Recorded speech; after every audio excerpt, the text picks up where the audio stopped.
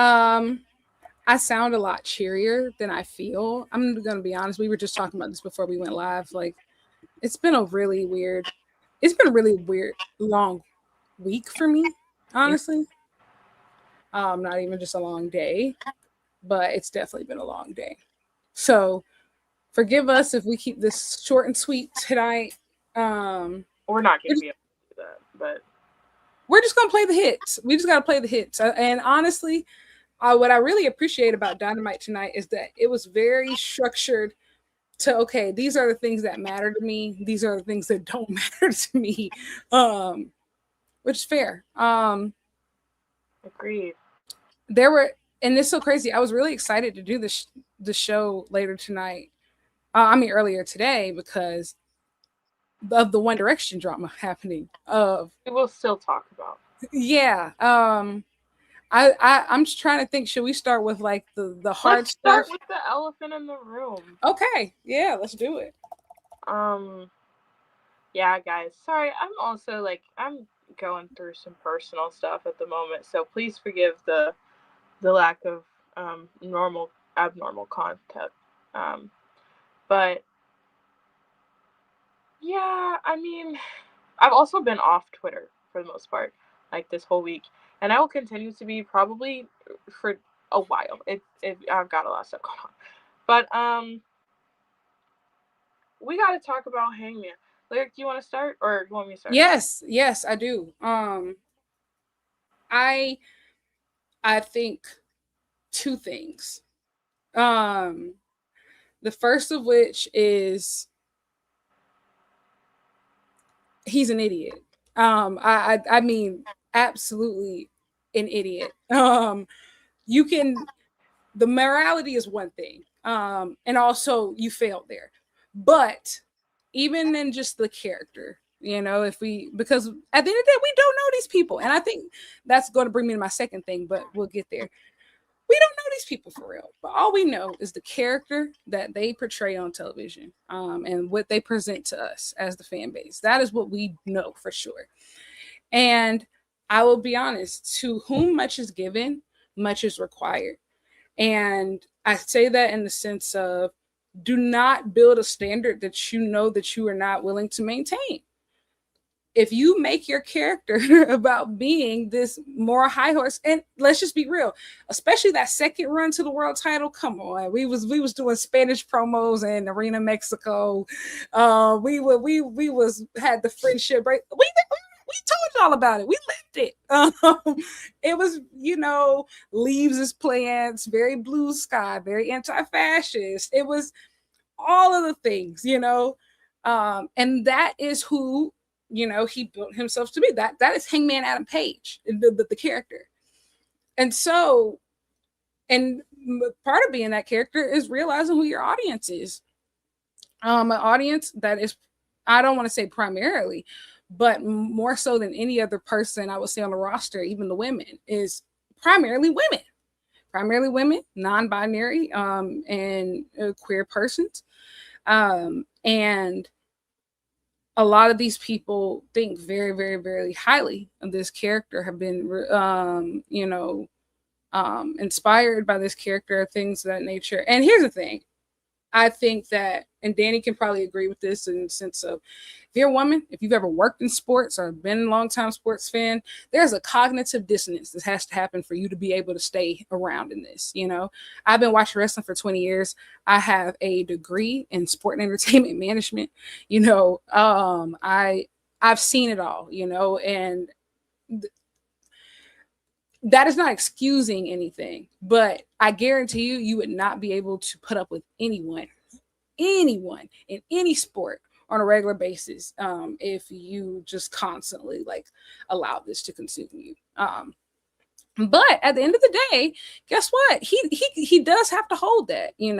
For a lot of fans, it's not going to make a difference. Let's just be real. Most, especially for people who came into AEW later, they probably don't even know who Marty Scurll is. And I think at the same time, we live in like a very, how do I say it, very like rigid Twitter universe. But the truth is, he did exactly what most of the men in our lives that we know do. Even if they are good people, even if they do respect women, even if they do, and they're good husbands and fathers in their personal lives, their personal day-to-day lives, right? And with the autonomy that they have, and they vote left and things like that. Guess what? They make excuses and enable the bad behavior of their male friends. They do not hold their friends accountable. That is the realest thing. And I'm gonna be honest. And people who are just like, oh yeah, well, I thought the person was like the character. Here's the thing. The person is like the character. We talk about all the time. The character is extremely susceptible to male influence. This is on brand. Absolutely on brand. And I think that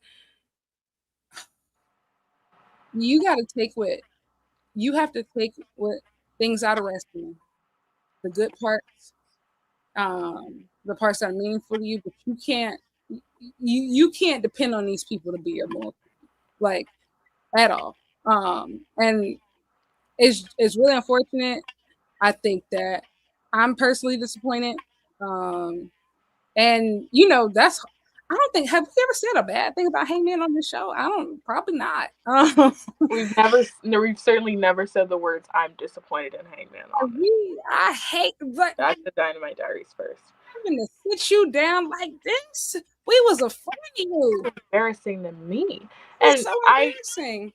I have a lot of thoughts. I could be here all day, but I'm gonna echo a lot of the sentiments that Lyric has put out. So first and foremost, like my brain immediately like that as a former social media manager, my brain was just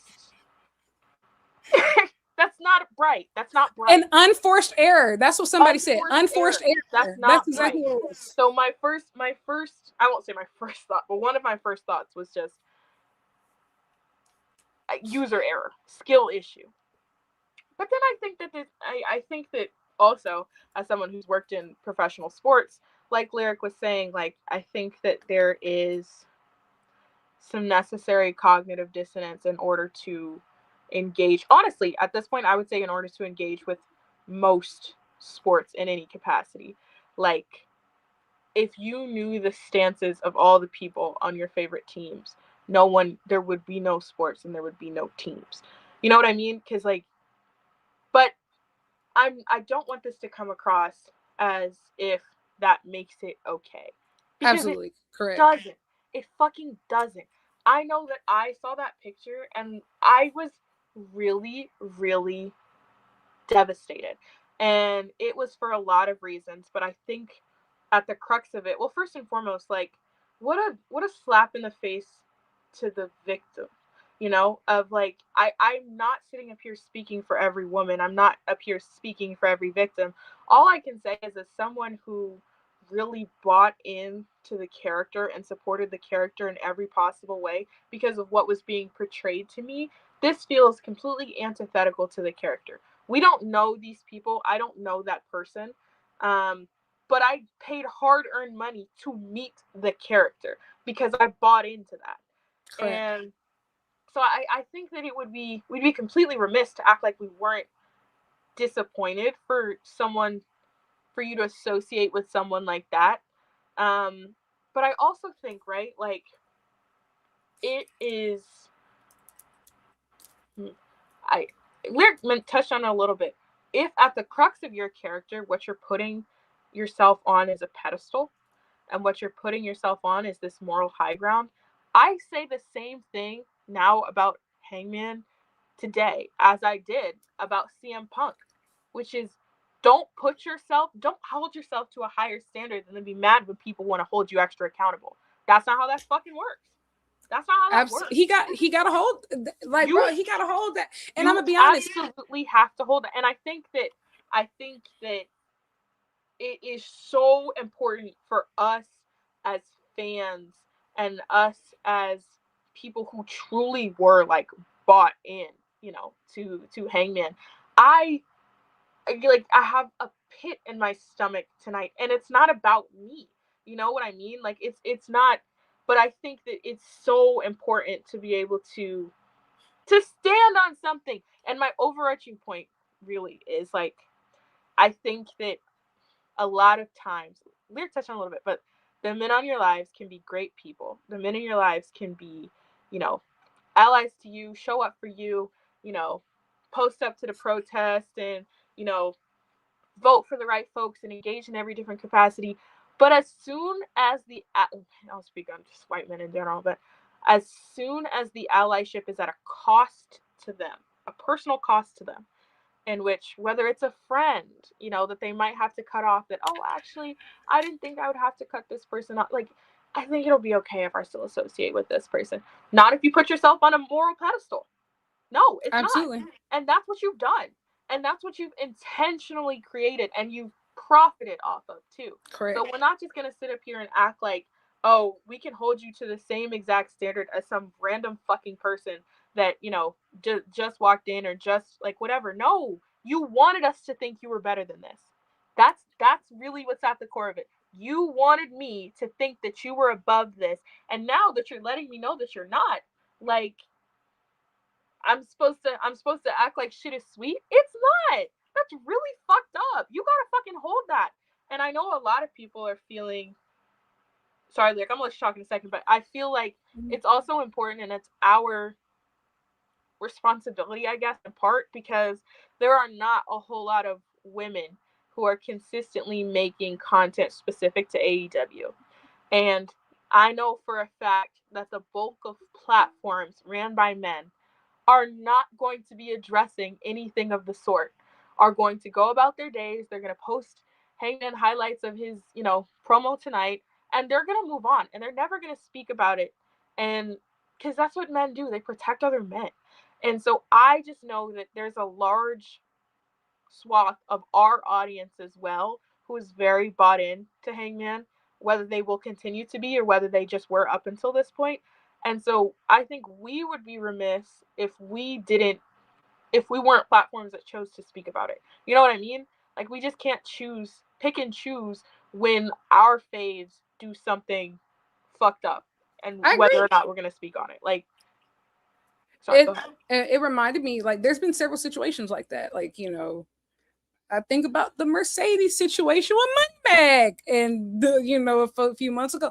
Hell, Beyonce, when she got caught, at dinner with, what was it, Ivanka and them, of just, I think, listen, there's nothing that you can do. How do I say this? Like, the moral high ground is gone for everybody.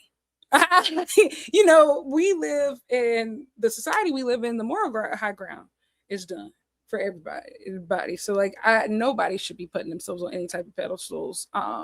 But at the end of the day, even if everything isn't about canceling people, but you do have to hold them accountable. Absolutely. And I think, like, that is really important. Like, I think we sometimes, like, it's just like, yeah, this person's canceled, this person's canceled, this person's canceled. Sometimes it's not even canceled, but like, it's just like, if everything that you sold to people has now been called into question, you have to hold that. And what's a really great example? Dani, and mute yourself before I say this, bro. Mute yourself, because I don't want to hear your mouth. I'm a J. Cole fan. This is very similar in a lot of different ways to the J. Cole situation, right? Of just, I love J. Cole's music. I do. I grew, like, literally from, like, the beginning of his career, I grew up listening to his mixtapes. I love his albums. He's probably my favorite rapper ever. And, for years, he had been talking about, I'm the best rapper alive. Nobody want to battle me. Nobody want to challenge me. Nobody want to battle. He would say all those things. And guess what? I believed him. I did believe him. He's like, yeah, like, nobody want to battle me. Nobody want to challenge. And the second that somebody do, I swear to God, I'm holding no prisoners and I'm going to win. And the second somebody pulled his card, oh my God. Oh my God. You know what? It's funny because Lyric and I in our private lives use the phrase "live your raps" all the time. Yeah. Hangman, you not living your raps. No. And like, it's just kind of to the point of what, even like I said, like, the moral part is is bad. I'm not disputing that at all.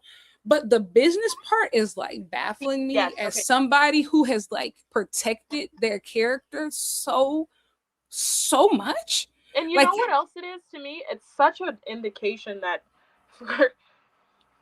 he's not a good friend to you, because he's got nothing to lose by that picture getting out.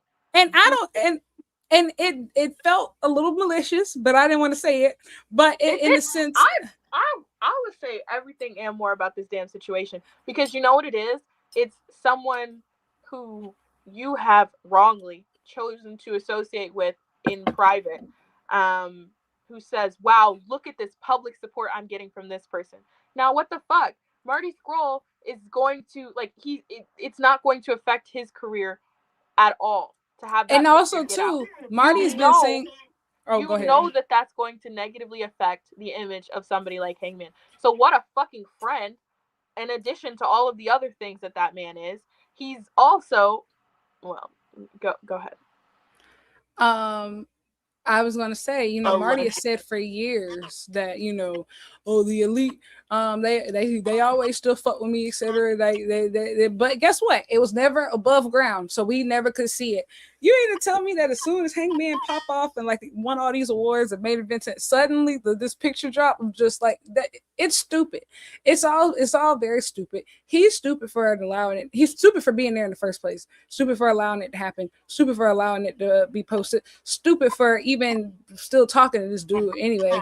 And I think he's just, like I said, he's an attractive white man. This is not going to ruin the tour for many people. It's not in the grand scheme of things. However, for the people it does, you are going to have to hold that. And a lot of them are going to be women. And good luck. There's this growing trend, it seems to be, like with and it happens a lot in the acting world or the music world, or even like I've seen like some stand-up comedians, remind me almost like Matt Rife at a time. Whenever people notice that they're getting really popular, but their fan base is mostly women, suddenly we start asking out, and just, I want to be one of the boys, and good luck. And you know what's funny? I literally am working on a project right now called like One Direction Stan to Elite Girl Pipeline. And I'm still going to publish it because damn it, it's the truth. Yeah. No, absolutely. But I think that what I don't want to be lost here is like, this was a massive disappointment for a lot of people. Correct. And especially after last year, bro. We could not have written any fucking harder for Hangman Adam Page. Like, we literally could not have written any harder for that man. And I think that, to Lyric's point, like, if people continue to choose to support him, that is their choice. If people choose to no longer want to associate with them, that is their choice. I will completely understand that choice. It's today it was very, very disappointing, and I just know that there's a lot of people who are like let down, hurt, angry, and look, I think that there's a whole nother conversation to be had about whether or not canceling works or is effective, I agree. And when it's merited and all these different things. I don't even think tonight's the night to engage in a conversation like that, because it distracts from the bigger point. Why are you hanging out with that bitch? Why are you hanging out with that bitch? Why are you hanging out with that bitch? Like, that's what's at the fucking crux of it. And you know what? Sorry guys, but I'm worked up, because it's like I'm seeing a lot of people understandably hurt and feeling like they don't necessarily like have a place in pro wrestling or somebody to support who's like going to champion them, and that fucking pisses me off, because you were the person that was supposed to be. You were the person that tried to sell that image, and so and you did, and people paid for it, and I paid for it. Are you fucking kidding me? And so I don't really necessarily care so much about myself in this. It's just like I know there are a lot of people that were hurt a lot, like who were hurt very deeply, who felt like they could associate very closely with this character. I think it's also another conversation about parasocial relationships and like where we draw lines. But I want to say I have to 100% draw a lot of parallels between this, and I did a whole video on CM Punk's hypocrisy about going to Saudi Arabia. You put yourself in a position where you said, put me under a microscope, judge me more closely. The person that I'm claiming to be on TV is the same person that I am on my day-to-day life when I walk the street. You are both two characters and two individuals who chose to intentionally blur those lines. Okay? So when you're caught not fucking living your raps, you gotta hold that. You do. And it's very simple. And I think also too, elite fans got to get that. I think I think for the most part, everybody, most of the people who watch us, listen, we do a Kenny Omega segment every show. We're big elite fans over here. Huge, probably more than any other wrestlers, that probably exist. But that doesn't absolve any of them from criticism. It doesn't. It doesn't at all. And at our core, right? Like, I don't ever want to be so caught up in my fandom or so caught up in my appreciation for a person that I'm not able to think critically or to think for myself. And absolutely, that will never be a situation that you will find either one of the two of us in. So we're not going to be a show that just fucking ignores it. Honestly, I'm not sure what I feel about Hangman going forward. I know how I feel today, and that's upset, pissed the fuck off, and I feel like you're not living your raps, bro. You're not living your fucking raps. And it's just really important to me that we, like, Lyric and I are both, like, not having great weeks, both not, in great headspaces. But, like, I don't want to be a show that avoids talking about hard things. I don't want to be a show, or Lyric and I, even as semi public facing folks, like, we gotta hold that. Sometimes we, like, you have to hold that sometimes. But it's also so fucking easy to not associate with a guy like that. It's actually so fucking easy. It's entirely unforced error because you don't have to be there. You can be literally anywhere else on planet Earth. I know some people are upset about Cracker Barrel is another. Cracker Barrel is another thing that has to be brought up itself because that is the nail in the coffin. Now I will say that wasn't the nail in the coffin for me, just because everybody goes to Cracker Barrel down here. Like, y'all go to Cracker Barrel unironically. It's I live in South Carolina, so I mean, Black people, we love Cracker Barrel down here. Unfortunately, I'm sorry. Every time I walk into Cracker Barrel, I'm sorry. Every time I walk into Cracker Barrel, I hear Malcolm X's voice. No, here's the thing. You're completely right. I can't tell you why, but when I tell you, like, when you go to a random Cracker Barrel, it's gonna be full of Black people. It really is. Down here, now up north, I completely understand why people feel the way they feel. Like, but down south, yeah, Cracker Barrel is a way of life. It really is. Them pancakes, my God. But yeah, I want to address a comment really quickly because somebody said, "What about Ospreay?" Ospreay is in the same boat. Yes. Like, I never want to sit up here and make excuses for a rich white man. He's got no business associating with that person or with those other people. And you know how fucking easy it is to not associate with those people? When I was trying to do the Ospreay research project, I didn't include a single person who had allegations against them because I took the time to fucking look. Each and every single goddamn person, I took the time to fucking look because that shit matters to me. Okay? And so when I was trying to do something that was incredibly time consuming, that was incredibly tedious, like, I was still trying to be intentional enough to exclude shitty people from that, to not give them that highlight, to not give them that satisfaction, to not give them that. Ospreay is in the same fucking boat. Why are you doing that shit? It's so easy to not do that shit. Sorry guys.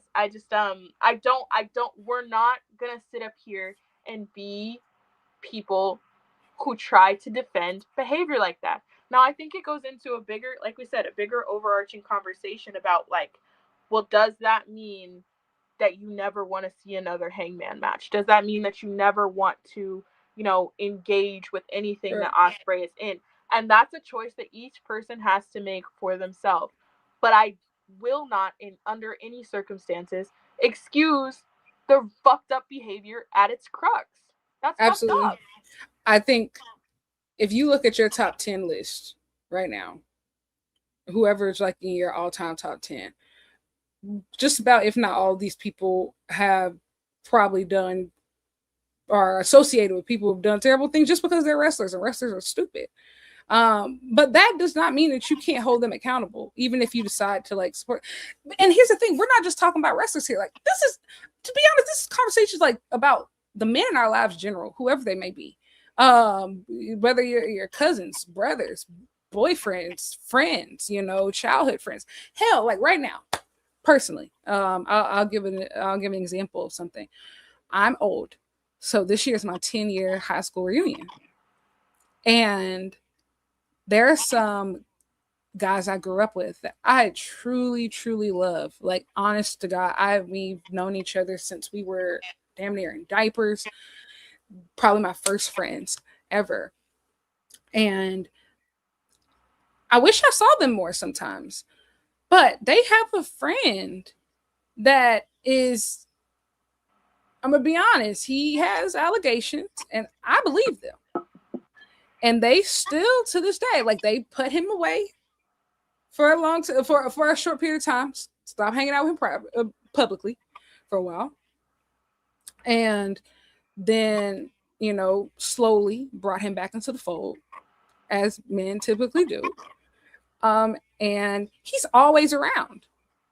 And honestly, me and some of my friends have talked about the fact of just like, my female friends from my class, of just like, we love these guys, we want to hang out with them, but honestly, they bring him everywhere, and we can't. Like, it's just like we can't. Some of my friends are mothers now. Some of them, have children, some of the daughters, and it's kind of like, no, you really do have to like make decisions of just like, even if. And the worst part is that for a fact these guys genuinely believe that their friends can do no wrong. Even if they have a mountain full of evidence in front of them, they genuinely, in their minds, they believe that. But you have to make a decision which you're willing to put up with. Like, of just, in the sense of, hey, maybe I can't hang out with this person anymore, but I still love them from afar. Maybe whatever works for you.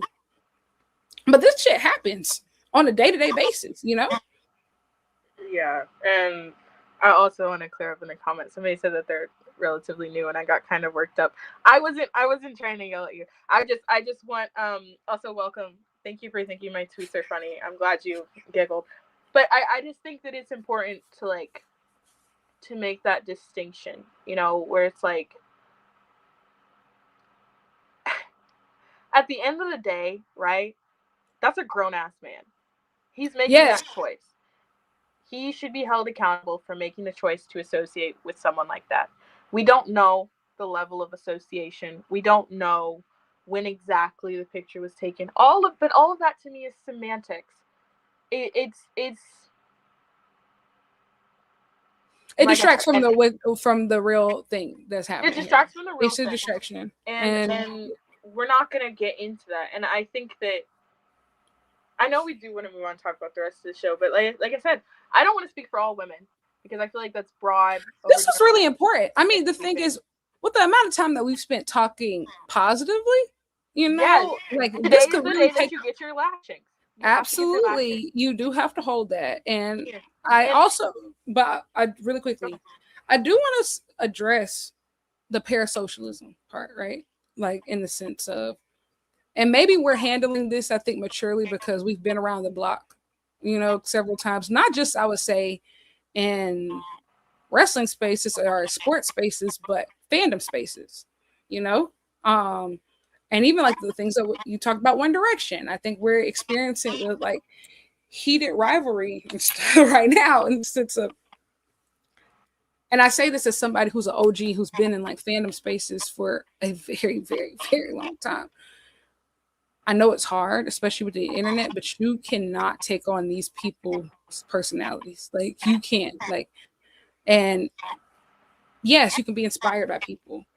Um, and yes, like you can really dig what they're doing, and you can be fans, and because fandom is fun. It's supposed to be fun. It's so fun. It's so fun. But at the end of the day, you don't know these people. You don't. You don't know what they would and wouldn't do. And I I say this to say that like I saw somebody, they were like, oh well, I can't stand him no more, and so I'm gonna switch my profile pic to Sami Zayn. Sami Zayn. the lesson the lesson to learn here, losing the plot, it's not that this one wrestler disappoints you, so you go adopt another wrestler that's eventually, if not currently, disappointing you. It's realizing that none of these people, these people, and should be guys, your roles. I want to underscore that point so much because, like I said, as someone who has worked in professional sports, oh my god, oh my god, like I cannot overstate to you how much I've told lyrics, but I cannot overstate to you how much you need to create that separation. And hey, I will say, I think that at some points last year, we were probably guilty of it. I think at some points we were probably guilty of falling into a little bit too much of that. I think partially because AEW was so bad that we Bro, were I'm gonna be honest though. AEW was living out. They were, but I meant the actual product was so bad that we had a lot of like positive sentiments directly correlated with just Hangman. So I think that even that you could level that criticism against us, and that okay, absolutely. Why haven't you? I do want to be fair in the sense of, and I'm not saying that we are like we got super mind control and we're like not susceptible to like I would say any of the fan service. But I definitely think that because we take the real world so seriously, we definitely view wrestling in a sense, not as escapism, but we definitely see it for what it is, you know? And I think that like, that's why if you still had your rose colored glasses on, today hurt different. Yeah, I think it hurts for a lot of people. But if you still had your rose colored glasses on, like I see, and I'm seeing it especially from a lot of newer wrestling fans, right? Like people who got in like the last 3 to 5 years, or even more recent than that. Like I'm seeing it there. Like, you know, I feel like a lot of the old heads are just like, what I ain't gonna lie, it's so many people talk about who I can't wait for that nigga Hangman to finally take a L so girls will stop crying and all this stuff over him. And, you know, I'll say it's a couple people taking victory laps today. It is. Which is so gross when you think about what the actual core issue is. Absolutely. You know? But no, I agree. And I won't even necessarily say it's rose colored glasses, because sometimes you like straight up like you don't know what you don't know. And so I think that I think it was Chloe that made a good point that I think that AEW to a certain extent does encourage the parasocialism. Absolutely. And they lean heavy into engaging with them across a number of platforms. They want you to feel, especially Hangman, like wants you to follow him across multiple platforms, is telling y'all that he's reading the fan fiction, is telling y'all that he's in this next level of engagement with folks. So you cannot be surprised when you get a next level of criticism for the things that you're choosing to do. And I think I just hope that people who maybe are newer to wrestling, well, one, I hope that this serves as, I don't want to say a wake-up call because that sounds crude, but I hope it serves as kind of a reminder, I guess, that your favorite wrestler, regardless of who they are, is still a person. And I feel like we at the Dynamite Diaries do a decent job of creating that distance where it's like, these people are still people. They still have bad opinions. A lot of them. They still have terrible. A lot of terrible. Them. They're uninformed about a lot of things going on in the world. They are regular people who have a camera on them every once in a while. And what you're seeing on TV is acting. The character that you're seeing on TV is just that. That's acting, babes. And so it's kind of like a little bit of, you know, that thing that's like, that might be your favorite character on TV. That doesn't mean that that's your favorite actor. Or people are like, "Oh, is this computer my friend? You know, is this chocolate the love of my life?" Like, it's a little bit of that too, where it's like, well, maybe the character, but I think, like I said, at the crux of it, what you tried to do was you tried to blend elements of you and elements of the person that you wanted to be, you know, portrayed on TV into one. And when one of those things falls short, you have to hold that. You said, I'm better than this. Even a couple weeks back with the promo on MJF, you're calling out stuff that he said, which was fucked up and he never should have fucking said. But you're calling out stuff that he said about the way he's talking about women and the treatment Correct. of women. And now here we are talking about you and your association with someone who does not respect women. Correct. So everybody get off your fucking high horses. Sorry guys, you guys aren't Hangman. I don't know why I'm yelling at you. But I think it's important. We need not just to be hurt by these things. You need to be angry. You need to be angry too. Show both sides of that. I think women are allowed to be angry. I think everybody is allowed to be angry. You're allowed to be disappointed. Because at the end of the day, even if you, like, we don't know the people, but we don't know who this person is. Like, you know, we don't know who any of these people are behind closed door. But we can judge. What we can judge full-heartedly is the character. And the character fell short, you know? Like, the character, the illusion, completely fell short. And I think it's okay to acknowledge that. It's hard. And necessary. Yeah. And necessary. And so I just hope everybody's, you know, I don't want you guys to, like, fall out of love for wrestling for this. Because honest to God, you Google your favorite wrestler in controversy. Your favorite wrestler, and then the word scandal. You Google your favorite wrestler, then the word vaccine. Like, you will... you won't... Like, y'all have what you won't have what you would like to have, okay? So, I promise. Like, create that distance. It's healthy. Create that distance. It's so healthy. Please, you gotta... Jalen said this, months ago, and I've always reminded. She said, I don't care about these people. They are my Sims. You just gotta look at them like that. You gotta really look at like these little Barbies that you go on Tumblr and you make them kiss sometimes. Like, they're not... It's characters. Like, bro, and like, this is gonna... They're my little Kindles. This is the nicest way that we can say it without, like, accidentally taking everybody down. And we know we're not gonna bring everybody else into it, y'all. We can't. We could. That's what I'm saying. We started naming names, but we won't. We won't, bro. We naming names, running back controversies. Like, this isn't like a... But it's not a blame game. It's not a... Exactly. You know, this person exactly. So that means that this is okay. It's all fucked up. It's all fucked. Even vaccines, okay? Don't be Republican. Don't associate with rapists. Alleged. Fuck Vince McMahon. Fuck Vince McMahon. Like, these aren't hard things, and yet we all... Not we, but, you know. I think also, too, of just, like, I really hope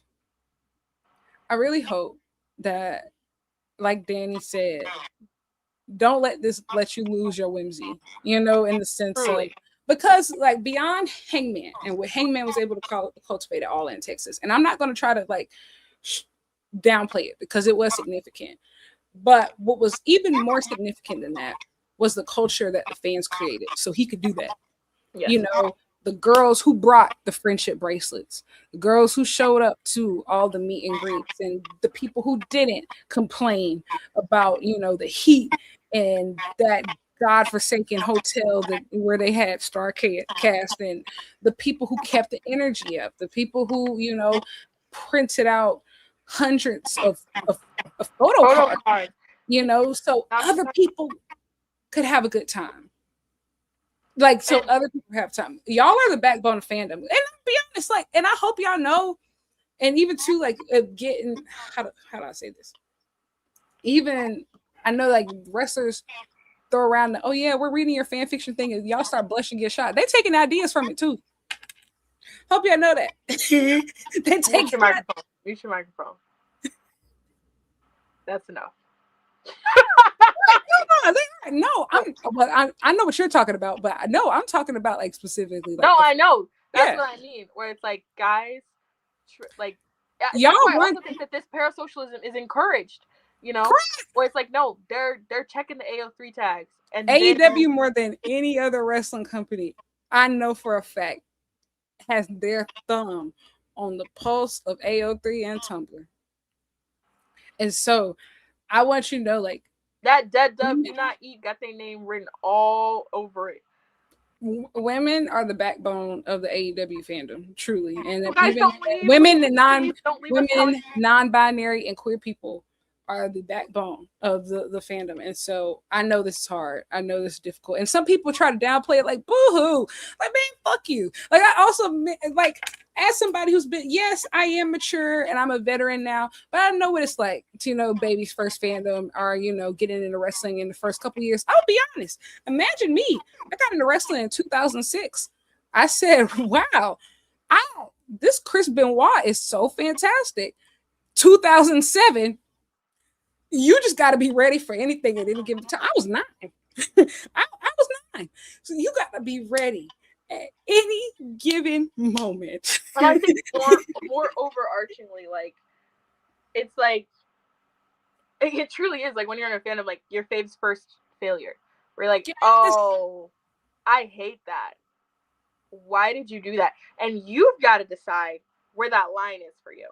Because I remember almost every controversy that One Direction found themselves in, you know, at the height of their fandom. And you had to ask yourself every time, are these the people that I want to be, you know, associated with? Is this someone that I want to give my money to? Is this someone that, and so all of that being said, like you have to draw that line for yourself. And I know for a lot of people, today was the day that they were like, I don't want to fuck with Hangman no more. Okay. You know, if this was a litmus test, he failed it. Like, you know, so. And it was fucking dumb. In addition, unforced error. Like, I keep getting into it, but like, in addition to it being like really gross and really like insensitive, and you choosing to be friends with someone who's accused of doing such heinous things. I'm using the words accused so that we don't get sued, because I feel like we have not said the word allegedly enough. So allegedly, no, we haven't. Allegedly. That all of that is disgusting. It is also incredibly fucking dumb. It's dumb. And, you know, there will be some who argue, oh, well, we don't know all the context. We don't know XYZ. Fine. We don't know these people. What I know is that what I saw was gross. I hated it. I don't know where Hangman and I stand going forward. I really don't. I know today I'm upset. Today I'm angry. And that's where we are. Yep. And that's it on that. I'm really glad. Hey, we spoke about that for 40 minutes. I think that, but I think it was important to talk about. Like again, nobody's above criticism, including us. And I think this show, I'll be honest, because of the day that I've had, I was like, ugh, are we really doing this show tonight? Of just like, you know, wasn't really looking forward to a serious episode. But, you know, unfortunately, that's what leadership is. That is what leadership is. Even if, you know, it's uncomfortable, even if it's not the most upbeat of topics. Like I said, I was really excited to talk about One Direction today, which we're going to do. We will still talk about One Direction, but I thought that's what we were going to open with today. But I also want to add, right? ¿Cómo lo puedo decir? I want to add, right,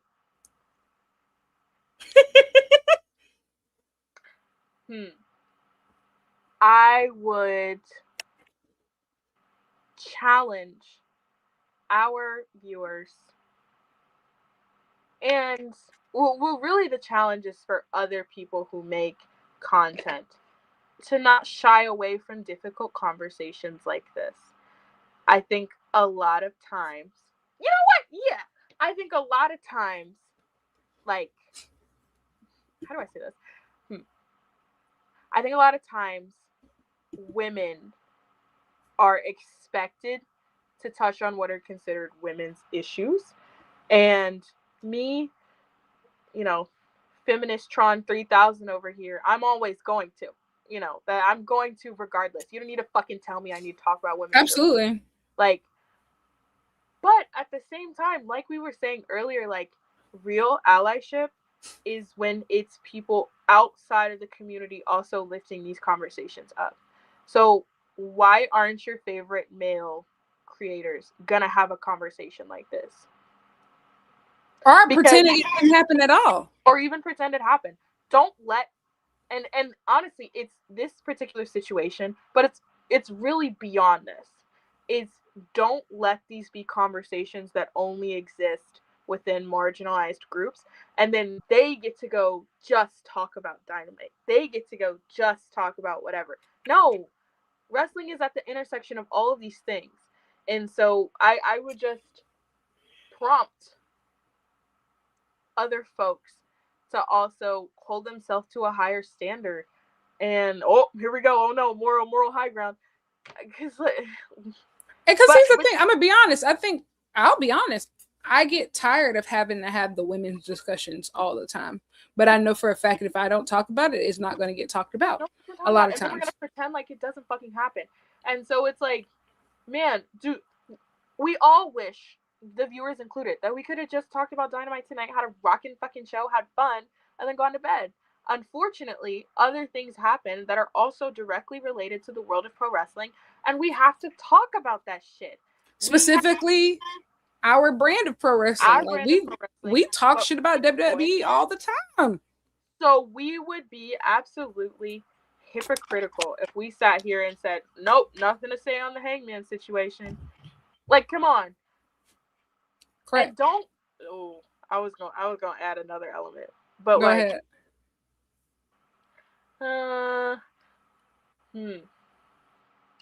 Don't resort to, if you're, I'm going to make a broad sweeping statement. Again, here comes an overgeneralization. If you're a man, if you're white, if you're, you know what I mean, existing outside of these marginalized communities, I think it's important to uplift the voices of those people in those communities and not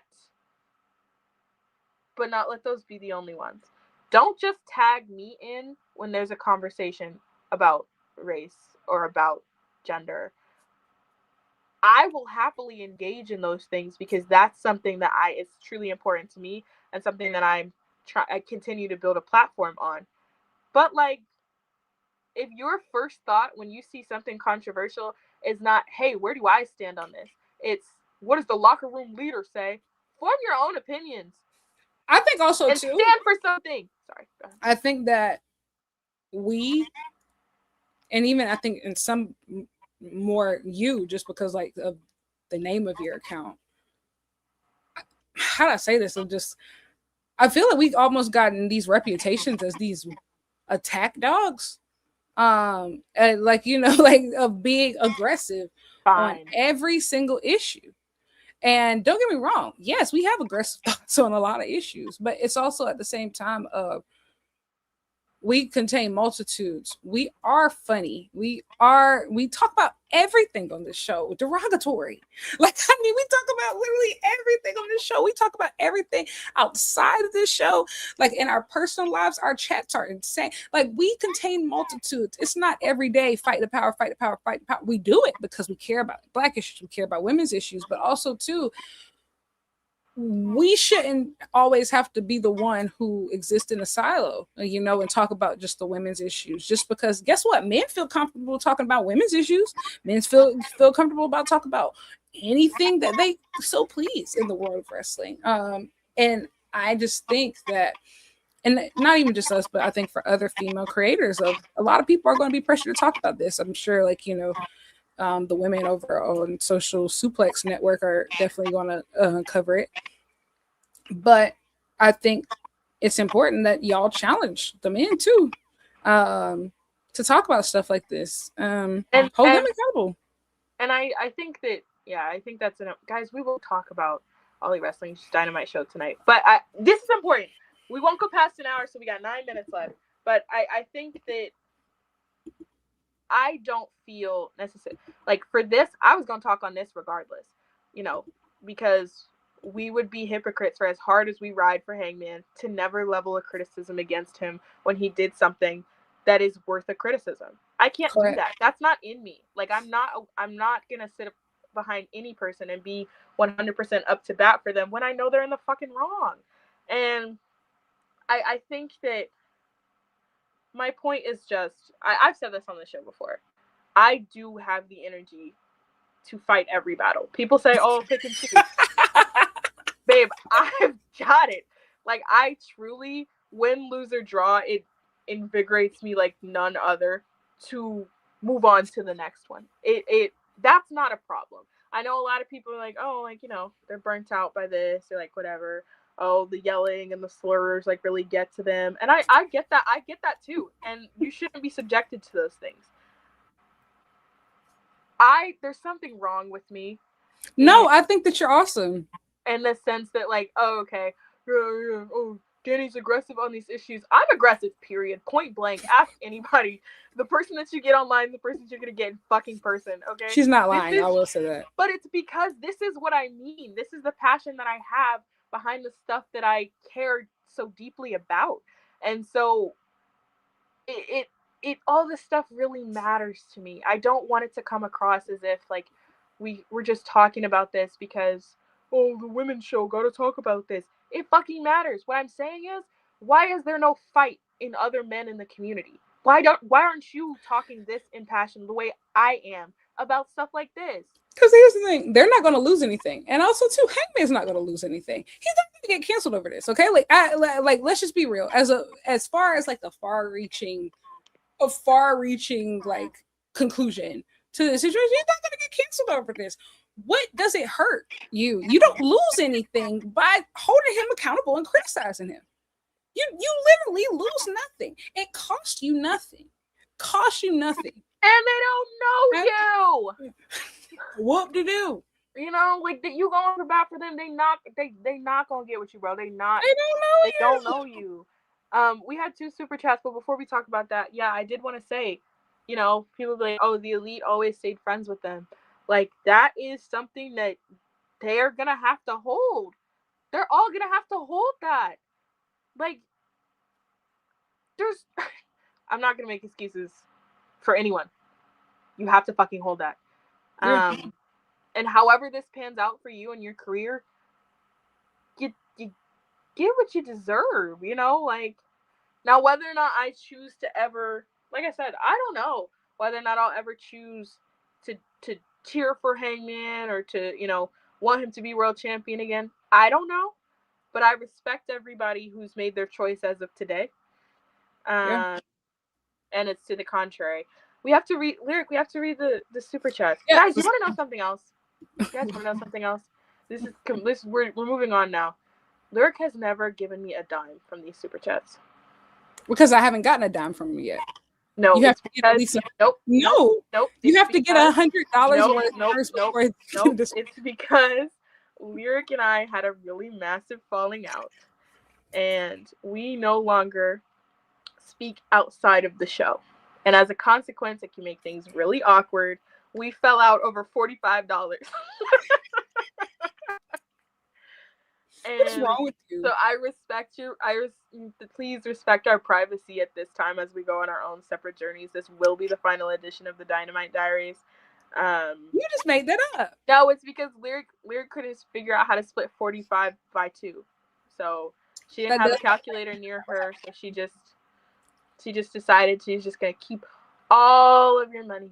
And so it's important to me that you guys know that.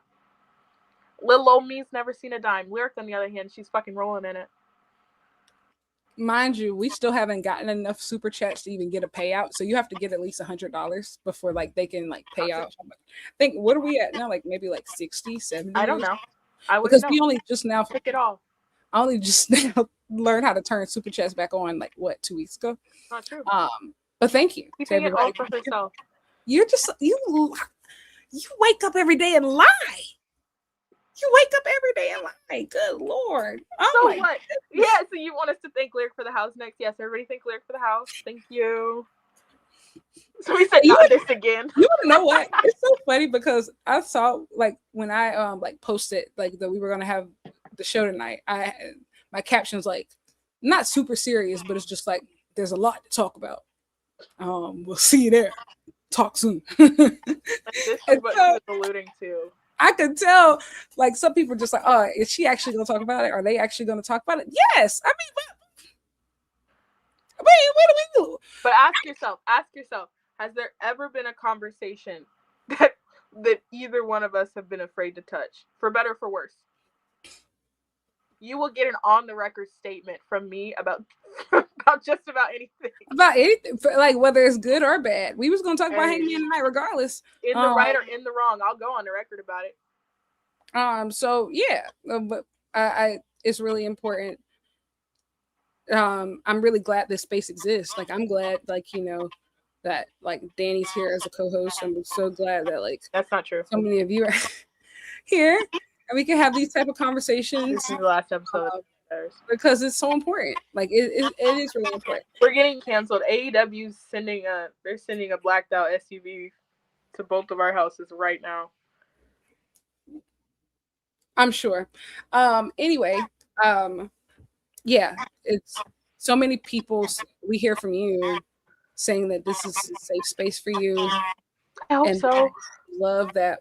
The community that we've built, and it's really important to us too. Like it's really, and so honestly, this show has taught me a lot, and not even just tonight, but like it's taught me a lot about like being brave and being more outspoken in my personal life. And like I'm gonna be honest, I do struggle at times, especially as like I continue to get deeper into some of more, how do I say it, like predominant, like the not predominant, but what's the word, like prestigious wrestling spaces with my writing and stuff like that, because I am the only woman there. And a lot of times I'm the only Black person there. I'm definitely the only Black woman there. And I think it's been hard for me over these last couple months of just like, do I pull it back of how outspoken I am? Or should I speak up more? Or how should I do things? Or is it my responsibility? Why does it always have to be me?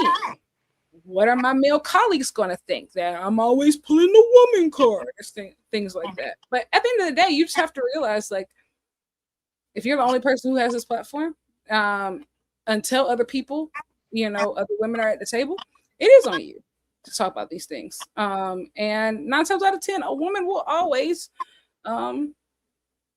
be more ahead of the curve than a man. And I think what this show has taught me is that, well, one, the internet is public and permanent, which our good friend Hangman Adam Page could have learned too. That'll do it. The internet is public and permanent. You cannot retract anything that you say. I feel like Lyric and I are kind of on opposite ends of the spectrum, where it's like, I couldn't not have an opinion on anything. Like whether it's about whether or not the street signs in the south side of California are big enough, I will have an opinion on it. I've never fucking been there. I will have an opinion on it. And I think that a show like this has taught me that it is important to be honest, you know, with yourself and with others. And I hope that other people who watch the show, even if it's for a giggle, even if it's sometimes for a serious social commentary, like, I don't know, I hope other people feel heard in the little community that we try to build. I hope other people don't feel like they're being shut out or bullied or anything. I feel like we've been very intentional about like and that's kind of my whole thing. But I just hope that, you know, tonight, going forward, like, don't be afraid to take up space. Oh my God, your life is literally, for as much as people be like, oh, life is so short, it's actually like really, really long. You're gonna live every day of it miserable, wishing you were somebody else. Oh my God, absolutely tiring. And I think the other thing is, and what has helped me a lot on wrestling Twitter is really like, I really, really don't care what these niggas think. You know? And it's so important because it's like, oh, okay, if you don't respect someone, then you don't value their opinion. And so it's like, oh, okay, you are leveling this criticism at me that I don't think is true about myself, or you're calling me everything but a child of God. But the good thing is, I don't respect you, so I don't respect your opinion of me. That's if you start moving like that, y'all, I'm telling you, you'd be like, why would Joe from bumfuck Connecticut, his opinion about whether or not I'm smart influence my, like, I know me. So I just hope that we're gonna gain more confidence in 2026. I'm gonna try to reel it in a little bit, but everybody else is gonna gain more confidence in 2026, and we're gonna speak up for ourselves. All right, and we're gonna I can't say. I was gonna say we're gonna hit back when we need to, but I don't mean in a physical violence sense. Okay. Yeah. So we're good. We'll be good. All Elite Wrestling had a show tonight. It was called Dynamite. Lyric, what happened? I want to do a brief segue and talk about One Direction because there's a lot happening. Okay. I need to get this off. Do you want to talk? I was like, do you want to talk about a little bit of wrestling and then One Direction, or you want to go straight to One Direction? I'm sorry. I've constrained myself, and also Hangman and Page, fuck you for literally delaying this for an hour. I've been bursting at the seams all week for this moment. No, go ahead, because I've got a lot to say as well. The One Direction fandom has, and again, like I said, this is not excusing any of the things that happen in wrestling, but you haven't seen Parasocialism until you were a directioner. You just haven't seen Parasocialism. You have not. You have not. The band ended more than a decade ago, and here we are. But oh my god, y'all! One Direction fans are so parasocial, and typically are always at the root of all evil, particularly the Larrys. Okay, but this week, the boys, y'all have been showing y'all ass. They're the root of all evil. You know what? I want to also add that I think that we let it go, that a lot of the evil was stemming from them even in 2013. Correct. They are now easy because they were the famous ones, but y'all know, oh, y'all created this narrative. Who planted the seeds? They are now scumming to the storms that they created. But the way that they have been showing their ass this week, and I'm gonna be honest, I'm gonna leave Niall and Zayn out of it. Louis and Harry, come to the carpet. This is getting nasty. This is getting outrageous. But because Zayn and Niall are not innocent in it either, but you go ahead. I mean, they're not innocent. I'm talking about specifically this week, the things that have been happening. That's because Louis' messy boots. But go ahead. I'm sorry. Go ahead. Is Louis messy? Well, I think both of them are messy. Because Harry, why would you schedule your single to be released on the day of that man's album? Why would you do that? And but also, here's my counterpoint, right? And look, I'm not saying who's right or who's wrong. What I'm saying is, if I'm Harry, check the stats. I'm not checking for Louis. I know, but it feels, I think, but here's the thing, especially now, I think after Liam has died, which is crazy. You can tell, which is crazy. Another person who is, I've had to wrestle with his legacy. He was my favorite member of One Direction, but also at the same time, I shouldn't say that, he's dead. He was. Closely followed by Harry.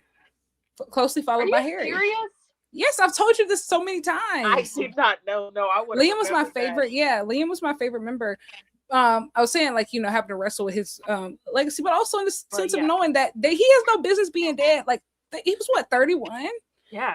Oh my gosh, this is crazy. That's all happened to me. But I said, since Liam died, I think I thought, and even like the events this week of everybody dropping some all in the same week, it kind of fed into that thought that at the very minimum, even if they never get back together, they would be more intentional to support each other, support each other's work. And I thought that was happening, especially you've seen them interact with each other more. Yeah, Louis and Zayn filming that thing for Netflix. Before they started fighting, and it got paused. But they're fine. So, I'm sure. But seeing Harry, yes, Harry doesn't have to worry about Louis. But I think that's also the problem, too, of just, bro, when Harry posted that single announcement, I saw it on the 3rd minute, and it had already had 280,000 likes. This is punching down. You're messy. You have a point to prove, and you're proving it. I'm not gonna lie to you. You are proving it. I think that I don't think he has a point to prove, though, because he didn't have to drop it on Friday. Here's what I'll say: like, I don't think that he has a point to prove. I would bet that Harry and his team probably did not check. Now, like, who was dropping. Now the thing is, right? Like, I would bet that they looked. Well, actually, maybe I would bet that they probably looked up and down and they said, "Who dropping music soon?" Well, we don't want to go up against Bruno. Well, we don't want to, find ourselves in a situation where we're up against competition. And look, I was a Louis apologist at a minimum. My favorites were Zayn, Harry, but like Louis was right up there. I was a Louis apologist. And I was like, damn, he writing the songs. Y'all real mean to this bitch. But I think that it gives a little bit like when Zayn dropped on the anniversary of him leaving. You remember? Like, the first year when he dropped, and everybody was like, and he was like, "Oh, I didn't know." Yes, you fucking did. If you didn't know, somebody on your team knew. Like, and there was just no need to create that. Like, it feels a little bit like, oh, like you wanted that. But I don't know if there's actually anything behind it. Like, I really don't know if Harry's team checked. Now, I will say, obviously, Louis' team checked, and Louis checked. That tweet was crazy. Some type of way. That tweet was crazy. But thing is, I'm about to get even more parasocial. Sorry. Like, bro, when I say my brain has been forced to go places that I haven't been since I was like 14 this week of just no. I really hate that y'all got me there. But Harry's mom has been liking all of Louis' posts. I did see that. Confirmed. I hate getting on this level. You see, like I said, I'm an old fandom girl. But I done been around a long time. I done seen it all. If y'all don't know nothing about Niall, brother, I don't want to hear about it. I started eating Nando's because of Niall Horan. Yeah, I couldn't go that far. But when I was in England, I did it. The thought crossed my mind, and then I was like, "Is that outlandish to do a decade after the ban ended?" But that's exactly what I did. Okay. Not kidding. That is just like that fandom's guy's claws in me. Did you see the video? Yeah. Okay, let me tell you. I want to say this as somebody who I was a vocal Larry denier as a teenager. Like, I was like, no, there's no way. And I was going through my own personal stuff at the time. I understand why I was like that now. But the first thing I thought when I watched that video, I said, bro, I know the Larrys are feeling so vindicated this week. Because the thing is, here's the thing. I feel like there's been enough evidence presented, and you talked about this a little bit on the stream of something happened. Tell my whole business. Okay, fine. No, you at least something. That has always been my stance, which is like, okay, do I think anything happened post 2014? No. Do I think something happened between those two in the earlier years of One Direction? Yes, I do. Okay, and when I was younger, like when I was 13, 14 with unlimited access to the internet, was I declaring those things on public accounts? Perchance. Actually, no, they're always private accounts. Perchance, okay? But this whole week, gives messy exes. That's what it gives. Like, why are we in this mess? And Chloe said, "Oh, I don't think they ever really like. None of them ever really liked each other." I think honestly, as I get older and I realize just how young they were in the band, And they were like, thrown together. They were thrown together. They were not friends beforehand. And like, I'm 23. Like, by the time Harry was 23, the band was fucking over. You know, like, and I don't feel chopped. I don't feel unk. Like, I think that when you put all of those things into context, like, and knowing that, well, I put a pin in that thought, but like, we put all those things into context. Would it be surprising to me if they didn't fuck with each other at all? No, that wouldn't be surprising. And I think that was what Zayn was trying to tell y'all when he left. Like, he was like, yes, y'all love this shit. That doesn't mean I love this shit. But I can't blame him. I also think that you will always have like that natural level of resentment because Harry is by far the biggest of all of them. 100%. And Louis didn't want the band to end because he knew that he probably was not going to have the same kind of singles career as somebody like Harry would. Liam was in the same boat, didn't want the band to end. Niall was on the fence.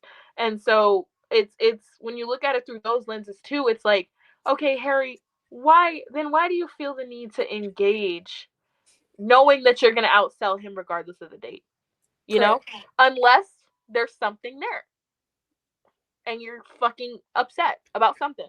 And that video coming out this week, I didn't know what to expect. And suddenly I was scrolling.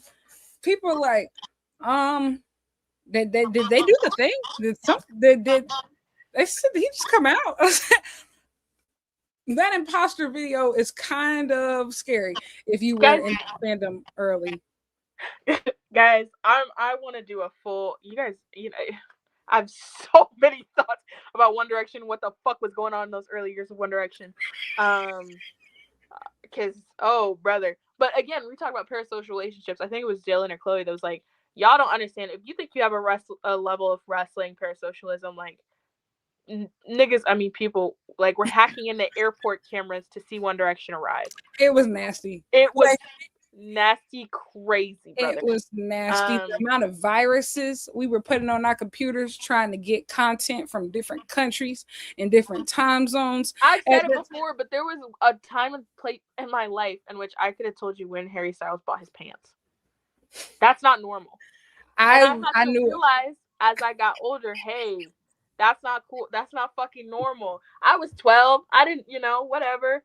But that's not okay. And some of y'all, as grown ass adults, never learned boundaries in fandoms. Somebody said, I have no idea what y'all are talking about. I just love good mess. And it's good. It's good. This tea is so good. And we gonna see how it plays out. But because truly the real finale, January 23rd, lock in. Absolutely.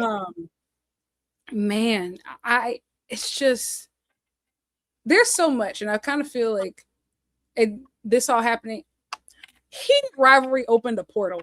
Okay, wait, no. I believe this. No. If we talk about heated rivalry, we will never talk about. No, just here's the thing. No. Heated rivalry opened up a portal, and I truly believe that. Yeah. Like, there's a portal. There is debate about what kind of it's a portal for the fans, of course, as far as parasocialism, but it's a portal as far as the talent, because I'm seeing people do things that I ain't never seen people do before. Between the artists, these actors, this is like the boys are living Lindsay Lohan 2000s type tabloid. Yeah. Britney Spears, right before she shaved her head, level fame. It's getting, yes. Yeah. It's getting, and all eyes on me in the center of the ring.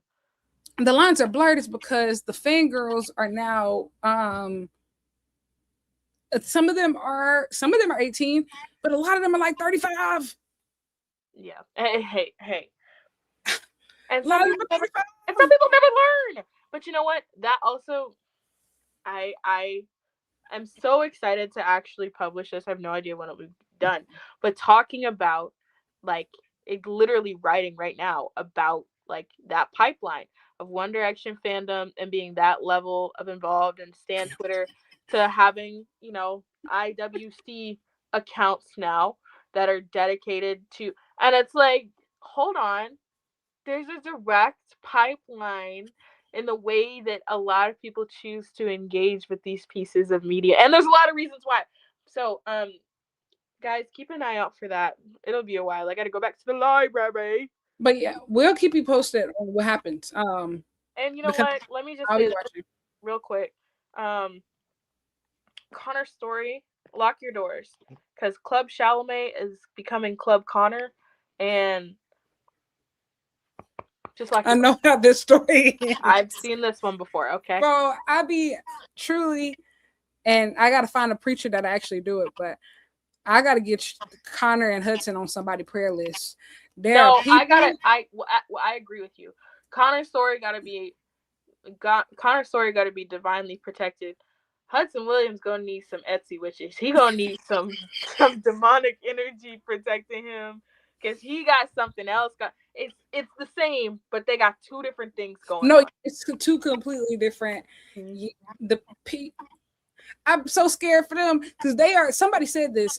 It was a fandom scholar. She's actually working on her PhD, and she's saying that heated rivalry, it broke the system, because typically when you're getting into a fandom, there's a lot of veterans that you learn etiquette from, how to do things, how to engage with these spaces.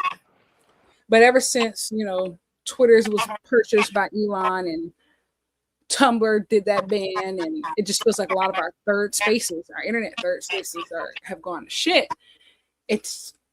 There's not a lot of OGs anymore, and they're being forced to speed run what some people experience in maybe 5 years of being famous.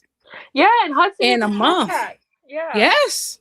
And yeah, I'm glad that I'm glad that they have each other, and I'm glad that they haven't been like, I guess, like forced apart, in the sense of like, if you need someone on your team who's also experiencing the same thing that you're experiencing, so you can say, wow, this is crazy, right? You know, to each other. Yes. So I'm glad that with all of the craziness, it hasn't driven them to be like, oh, we're never going to speak again. We're never going to, you know, like they're still really close, which that's all I hope continues.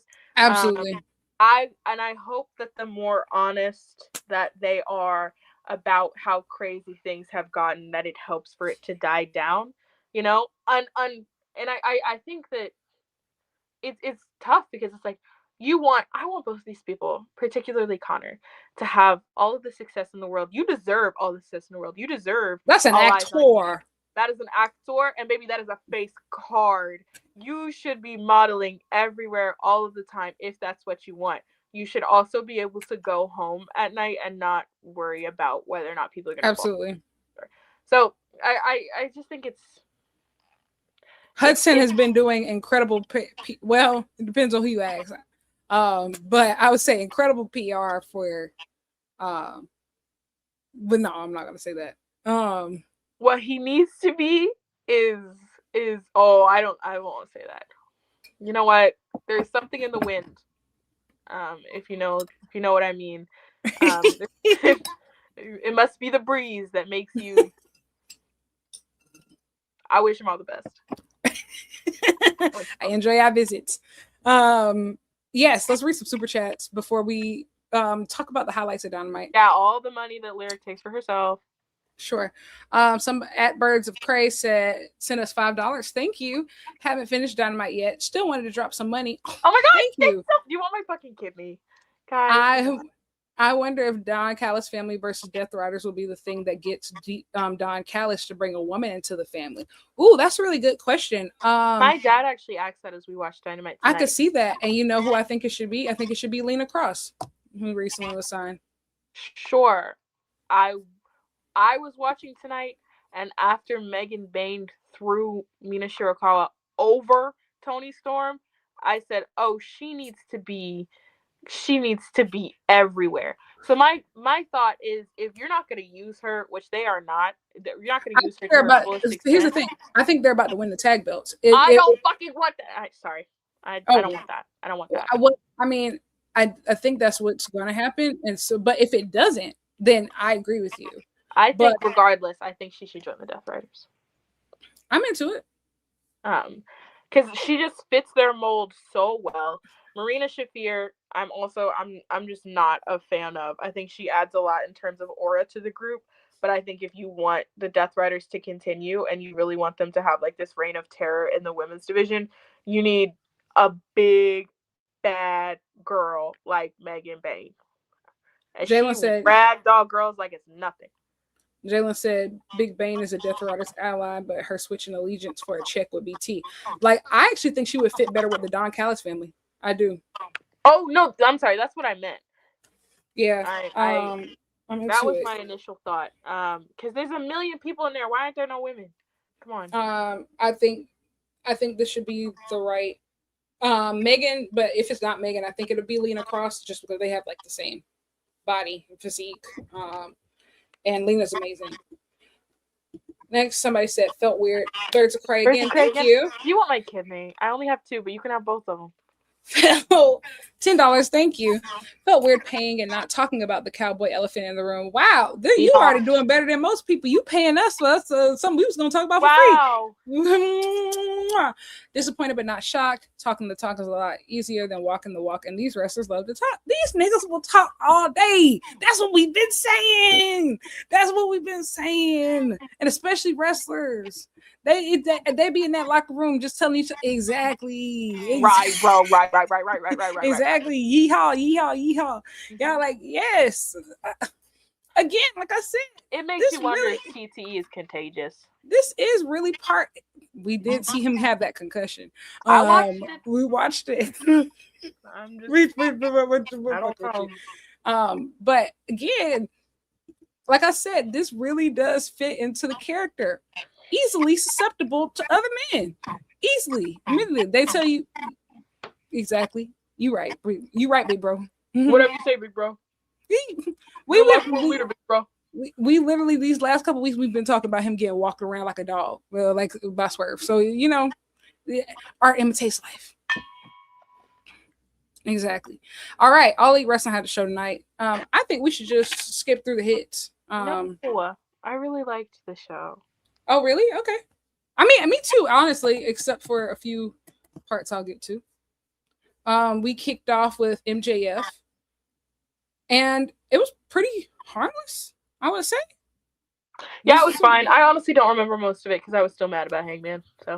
Yes, that's true. But Brody King came out, and honestly, this was a fairly short segment. I think it clocked in around 7-8 minutes, which is short for MJF Dynamite. Good. Good. Let's keep it compact. Next, bro, Samoa Joe versus Speedball. Oh my god! This match. I almost took my shirt off. I said, "This is amazing." This is what got me out of my bad mood for. It did. I agree. Because I watched that and I was like, "No, I still love the game." I thought maybe I don't. I still love the game. Yep. They got me. It was fantastic. The man and Shibata was doing Speedball crazy. Speedball. I think that was I got mad all over again mid-match because they made the match Hangman versus Shibata, especially if Shibata did all that cool shit. I said, this is gonna last week I would have been. I said, bro, why would you do this to me? Why would you do this to me? Or in general, terrible. I was incredibly upset by that. Like, why it's just y'all dangled it and in front of our faces that. Honestly. No, like truly. Nick that was we talking FTR tonight. You will be dealt with. But shout out to Jordan and Alec though. Yeah. Oh, continue. Samoa Joe versus Speedball, beautiful. I loved it. Hey. This is what it's all about. I honestly felt like this was very representative of what makes AEW different. I agree. You had clashing styles. There's obviously a huge size difference. But it never felt like, a lot of times, when Darby wrestles, for example, it's like, wow, David versus Goliath. It didn't feel like that. It felt like, Speedball really, he coming in here and they really might, they gonna beat your ass a little bit. and that's what Speedball was able to do. Obviously, what I don't understand is why neither the Cowboy or Kevin Knight like came to help when he was getting jumped. I agree. I said, isn't the point of being a part of a trio is having, and Hangman isn't doing anything back there. He's not. Shit. He don't got a match tonight. But I also think, especially with like them now being put into the elite verse, like the Hangman Swerve verse, there's a lot of eyes on Jet Speed right now. I think specifically Kevin Knight of being like the breakout star. Oh, especially after tonight. I mean, absolutely. But I think that some people have been, how do I say it, underestimating what Speedball brings to the table as a singles performer. Like, don't get me wrong, Kevin Knight has developed so much and he has all the potential in the world. But Speedball is them. Absolutely. Okay? It's absolutely them. Go. And I've been told y'all since the moment that they got signed, I've been told y'all, like, y'all don't really, like, there's such a place for what Speedball is able to bring in compelling week-to-week singles competition. This is somebody that I want to see have a match each and every single fucking week. That is a tune-in, gotta see it kind of match. And like you said, I think with Jet Speed, understandably so, like, you've got a lot of eyes on Kevin Knight. Niggas, people, quit sleeping on Speedball. Quit it. Yes, this was amazing. I mean, the strikes here were so stiff. He said he's got statements to prepare in the back. I'm gonna have to like rewatch this whole like match. No, it was honestly great. Yeah, and it's I will do it too because I was still trying to get over my attitude. Absolutely. Also, too, I think anybody who was really pissed off tonight, please rewatch this episode of Dynamite. It was actually good. It was actually really good, and a lot of, I think, seeds were planted that you're gonna need, like, you know, going forward. But next we had the Death Riders versus Don Callis family. The street fight. Like. You didn't like it? No, I thought it was bland. I think it got clunky. I think it's also too is just it was very much so. You had Jon Moxley and the C+ members of all these other factions. I think like as these factions get bigger, I think on all sides, all these people are not equals. So maybe this is different. When I get why they put Yuta and Garcia in with him, because in a street fight, they're going to take all the bumps and, you know, do stuff like that. And I like the finish. But I think what you're saying has a lot of merit, though. In my personal opinion, don't tell me Don Callis family is going to be here and then send me Lance Archer. That's not where my brain goes. I'm actually into Lance Archer. I think he slapped. No, I think like this match particularly, I think he overperformed. Sure. Never changed, Dani. But I really do. I liked the finish. I like this feud. I like this feud that's happening. It sounds like they're preparing for Mox versus Okada again. Like an actual feud. I'm not sure who your boy was. He said your boy. Did he mean Andrade? Did he mean I thought he meant Kyle Fletcher, but I don't know. That'll do it. So I don't know. He said get your boy ready. I was like, did I miss something? Because I watch Collision once every 6 weeks. So I was like, something happened? But I'm glad other people were confused too. Proto Sheeta back though. Proto Sheeta back. I will be there for that. Proto Sheeta, man. I don't know what the plans are. I don't know what is being planned currently. But when Konosuke Takeshita walked back into All Elite Wrestling and said, I don't have a use for any of you. Where's my husband? Thank you. Need that. Respect. You know, respect. But you know what, Takeshita, I don't respect it because how you go full so quickly when your man was sitting up here like, maybe Proto Kata is a good idea too. No, But we just had a conversation. These men are all susceptible, to male influence. I'm like, I know that they ain't that good. Come on, Takeshita, stand up. At least make him take his lashings first, You know, don't rubbing his head and stuff. I'm talking about just take it back. I said, he never talking about you're okay. It was somebody said that was romance. It was. I mean, it was. And the real question is, what did Kyle Fletcher do to actually deserve it? That's why I'm like, that y'all fold so quick. Y'all are weak. Stop up. Who taught you to live like this? It wasn't me. Next, we had FTR versus Alec Price and Jordan Oliver. Match was whatever, but congrats to Alec Price and Jordan Oliver for becoming All Elite. Yeah, I thought that I thought it was a good first showing for them. I don't know much about either of them, so this was truly like first impression for me. Like I saw the video of them finding out that they were All Elite, but I'd never seen them wrestle before. It was fun. I thought it was. Also, that video is crazy. When did MJF start signing people? Like, is he like trying to convince people he's a good person? He's got a long way to go in that respect. That is an uphill battle that he shall not win. But whoop de whoop, whoop de whoop. I saw that video, but I'd never seen them wrestle before. And so I thought it was fun. I saw a lot of tweets that were like, you know what? Sometimes it's just good to have some quirked up white boys that can do a flip or two. You know, especially if they're willing to grab the tag rope. You know, yeah, grab the tag rope and entertain the audience. I was entertained. I'm more familiar with Jordan Oliver, just because he used to be in East West Express with Nick Wayne. I saw him. They did at All Star Junior Fest USA in 2023 in Philly. New Japan hosted. It was him and Nick Wayne versus El Desperado and Mao, and it was really great. And so I've always been a big fan of Jordan.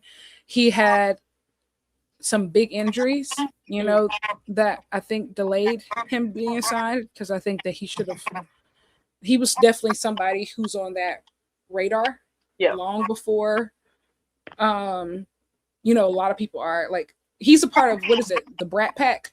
So it's him, Leon Slater, Billy Stark, Nick Wayne, and Brogan Finley. And hey man, real motion. They really got their whole friend group signed to a major company. Respect. Period. You know? FTR was also there. I will say, I have said it before, Stokely Hathaway is way too funny to be associated with FTR. It's also interesting because, how do I say this? I don't want to like act like only black people should work with black people as far as like manager combos. But there's parts of like Stokely's gimmick, and I'm just like, I'm like, y'all don't know nothing about that. Yeah. You know? Yeah. It's like, this is not your audience, you know? Like, you're doing this on behalf of FTR. They don't know what this, you know,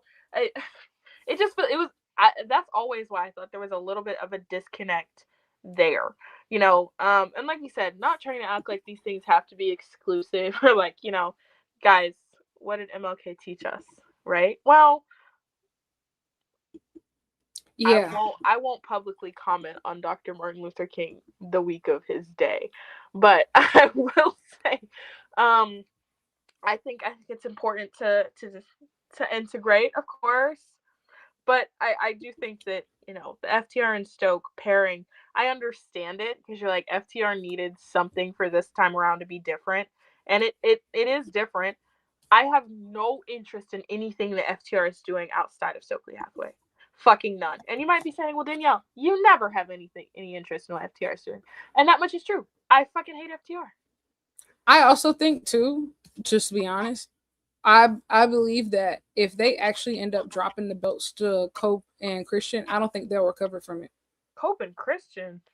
Yeah, like, you know, people is that what we're thinking? I hope that's not the plan, but you know, that was a rumor that, you know, whenever Adam Cope will come back from whatever he's doing, him and Christian were going to make a run at tag belts. I don't have time for that. I honestly think they should put him on Davis and Doyle. I'm sold. We gotta get them some different music. Yes. today. But also what happened, Thekla is challenging Chris Statlander for the world championship next week, and Julia Hart is challenging Willow Nightingale for the TBS championship. Now that's offensive. That I specifically wanted to talk about. Yeah, that pissed me off.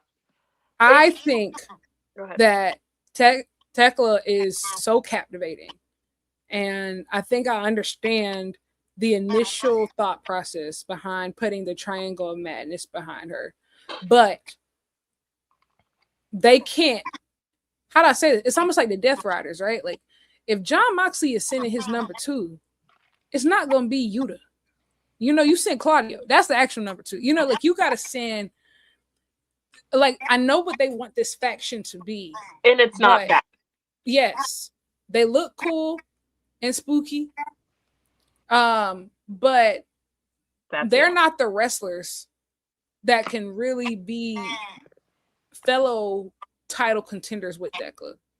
Like if they're going to be minions, let them be minions. But trying to put them over as legitimate threats, that's where you lost me. Julia Hart is still at the same in-ring level as she was when she lost the TBS championship to Willow. Yes. That's a problem. And I think it goes into our bigger point that we've relayed about the women's division a million times over, which is that you don't have your top stars feuding with their peers. No. You got your top stars punching down, so to speak. And that is not sustainable. It does not create good TV. And then it puts you back in a loop of, well, that match wasn't great, so maybe we shouldn't have too much time devoted to the next TBS title match. Oh, well, that match wasn't great, and this feud wasn't great, so maybe we don't have to cut a live promo. Maybe it can be a backstage segment. And you know what I mean? So it's just gets you back in this loop of these women not being set up for success again and again and again.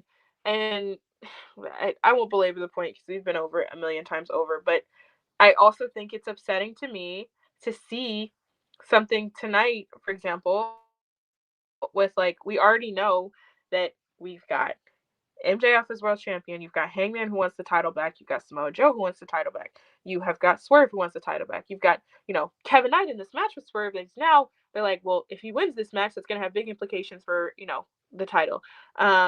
You've got all of these different things going on directly related to the world title. Stat has Thekla, which, okay, fine. She's not going to lose to Thekla.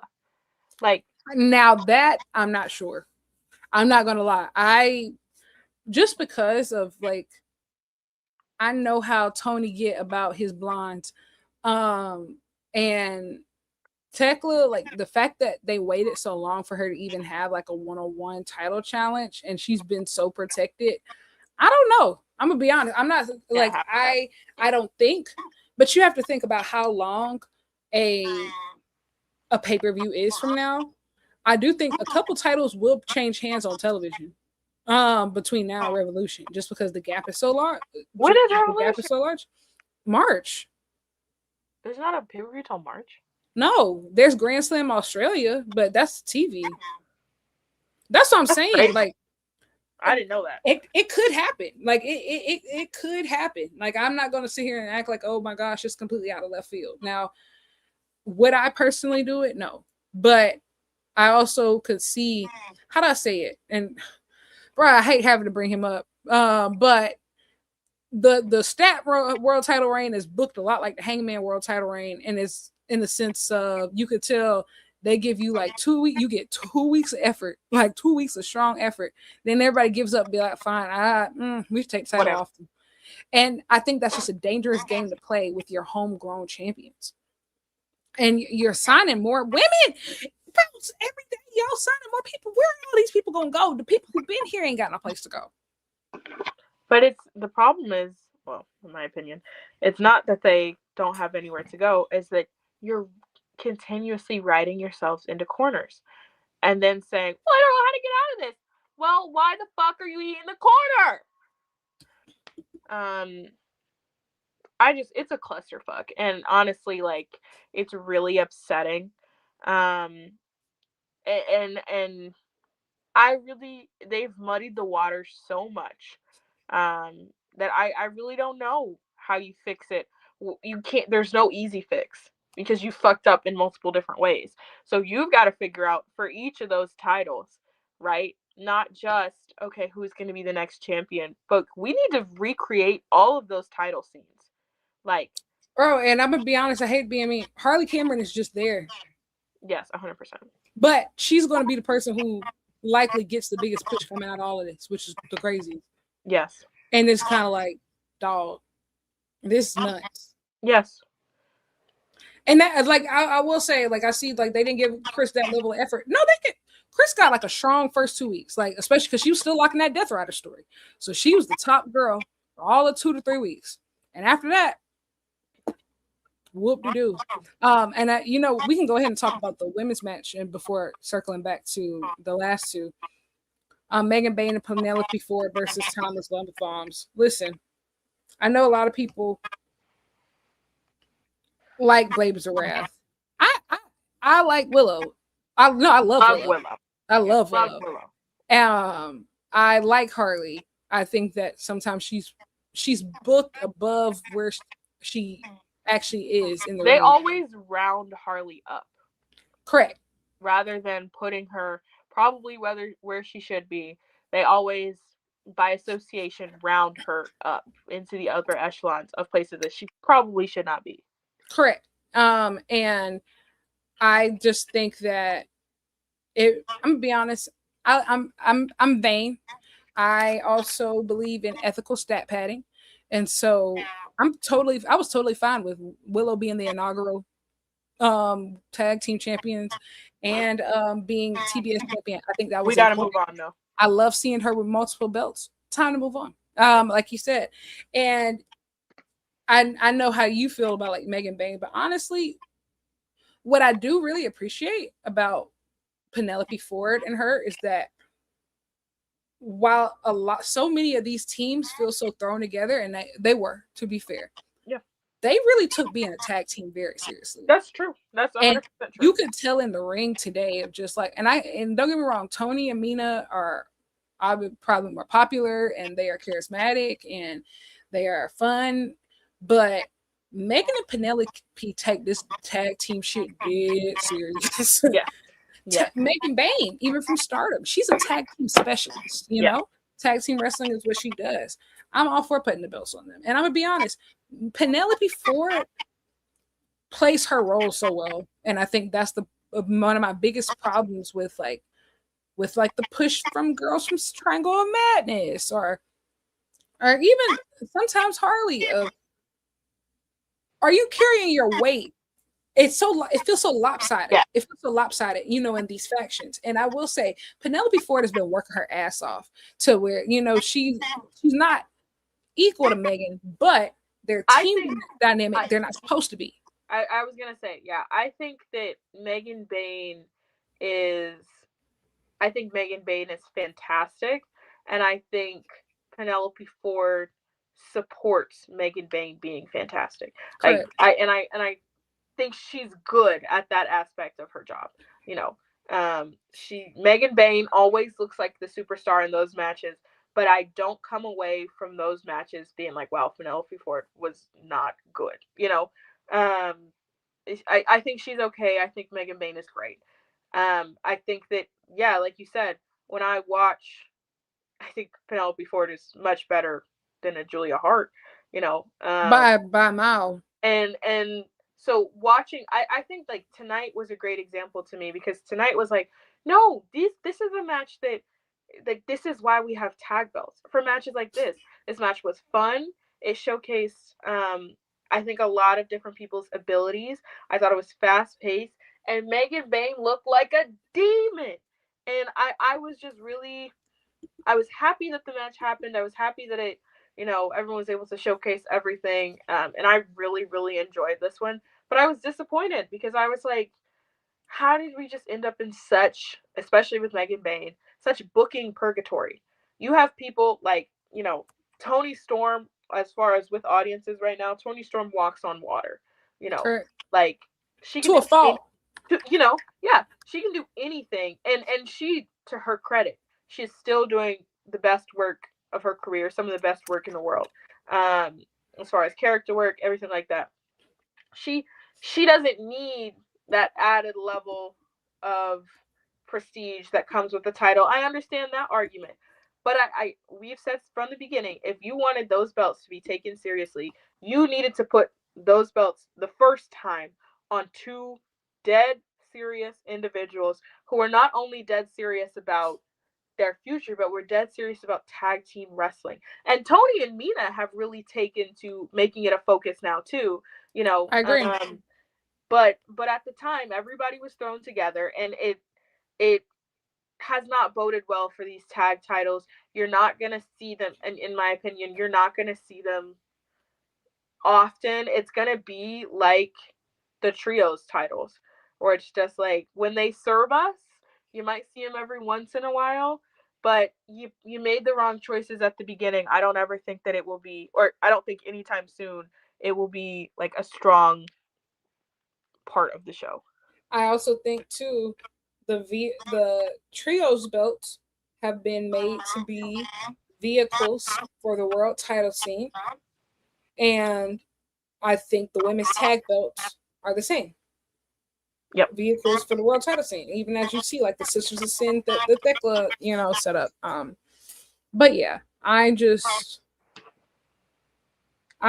totally fine with them winning the tag belts. I am. I'm gonna be honest. I am. But I do think that Tony and Mina, because I'm interested, because if Grand Slam Australia is next month, Tony's obviously going to be at a big match.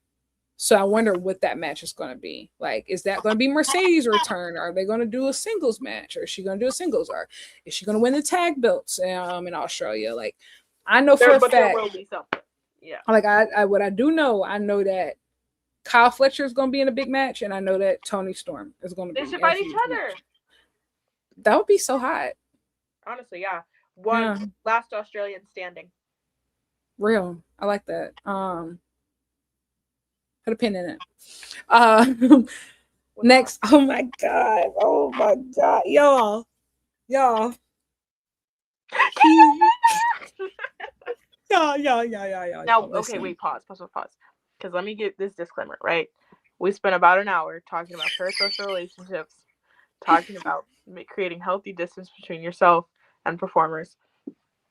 The way that we're about to talk about Kenny Omega, it's going to make it sound like like we don't take our own advice, but trust me, we do. But we do, okay? We do. I just want to add that disclaimer. I can already hear it. I can already read the comments of, girls, didn't we just talk about this? We did. Oh, God. With that being said, Kenny Omega.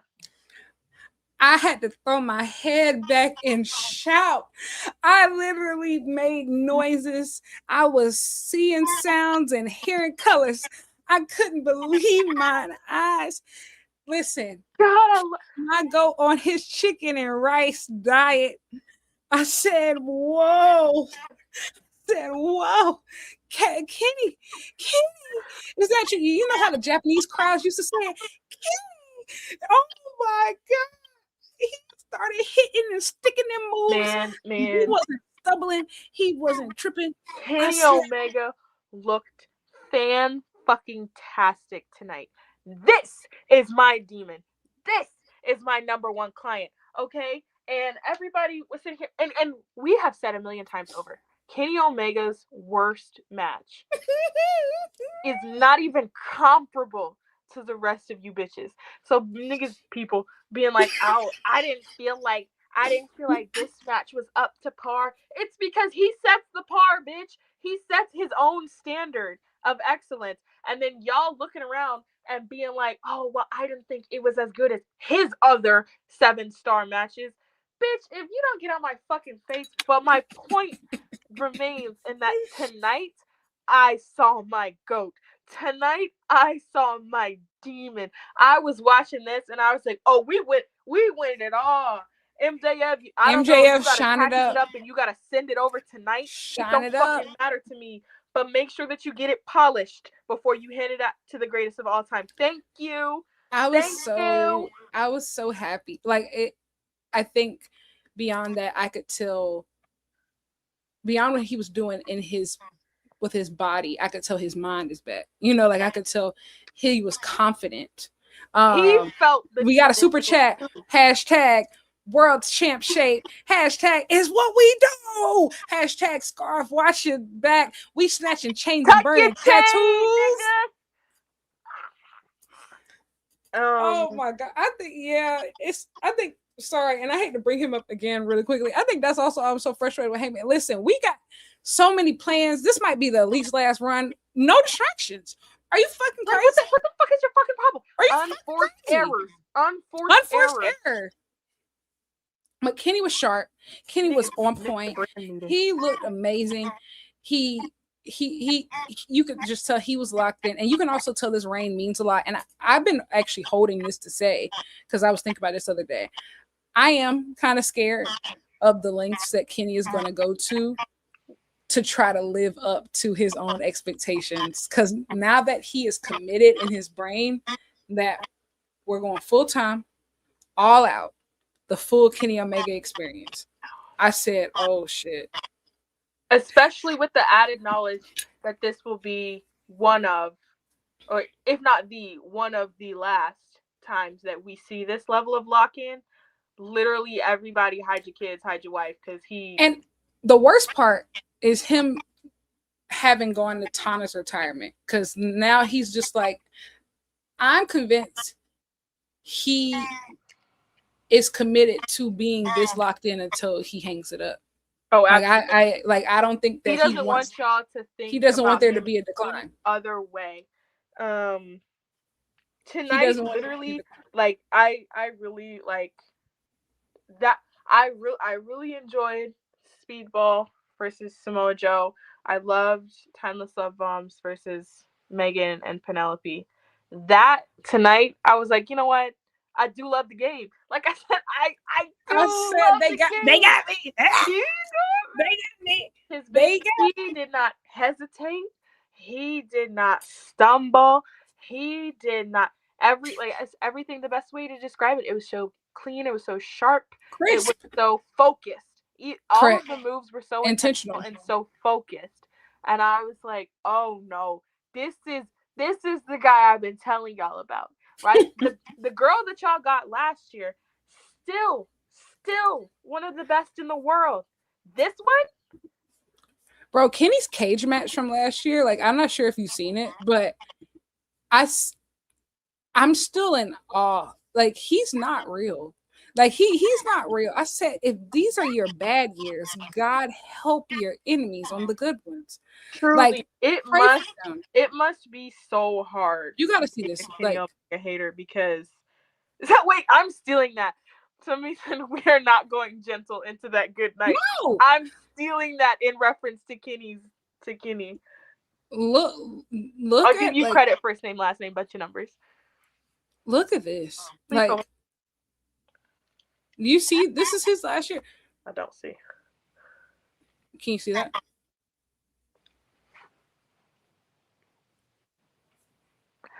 Look at my goat, man. Look at the ratings on it. Like, sorry, off night. I don't know why the numbers aren't showing up, but like last time I checked, he didn't have a match go underneath a 708 last year. Y'all just not doing that. Y'all just not. No, doing that. They're not. And that was an off year. Man, fuck you.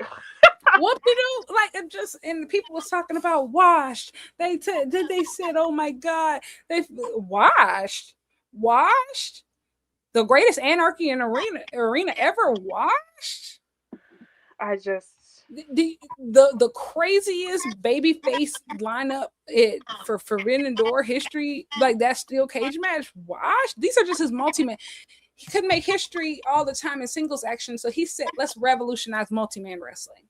And you know what? That's the thing about Kenny Omega, right? Is that you're going to get, and what I think was maybe why we were so protective of it last year was because who knows if he was ever going to be able to be the person that he was when he was having those best matches ever. You know, who knows? Because the reality is he almost fucking died and he's older now. And so I think we were all very like insulated in terms of that, where we were like, no, Like, y'all don't understand. Like, yes, of course things are going to be different. The circumstances are going to be different. He's going to show up differently. And he was able to adapt and still be so compelling in what he was able to provide last year. And none of the rest of the people in y'all's minds would have been able to, one, accept that about themselves, but two, there were a lot of times last year where you, I, the other folks in our chat, like the general audiences, were like, man, we need Kenny Omega. We need this singles feud with XYZ. This would be a perfect time to use Kenny Omega. And it seemed relatively clear, at least in my view, that there were matches he did not want to have when he was not 100%. Absolutely. And I think we could tell now. And you can tell now that yeah, we gonna get that Swerve match. Of course we are. Yes, and that Kyle Fletcher match. We weren't gonna get it when Kenny didn't feel like he could be Kenny. And so I don't know. I'm so happy. And tonight really was like, I was like, this is the demon everybody been summoning. This is the one. Thank you.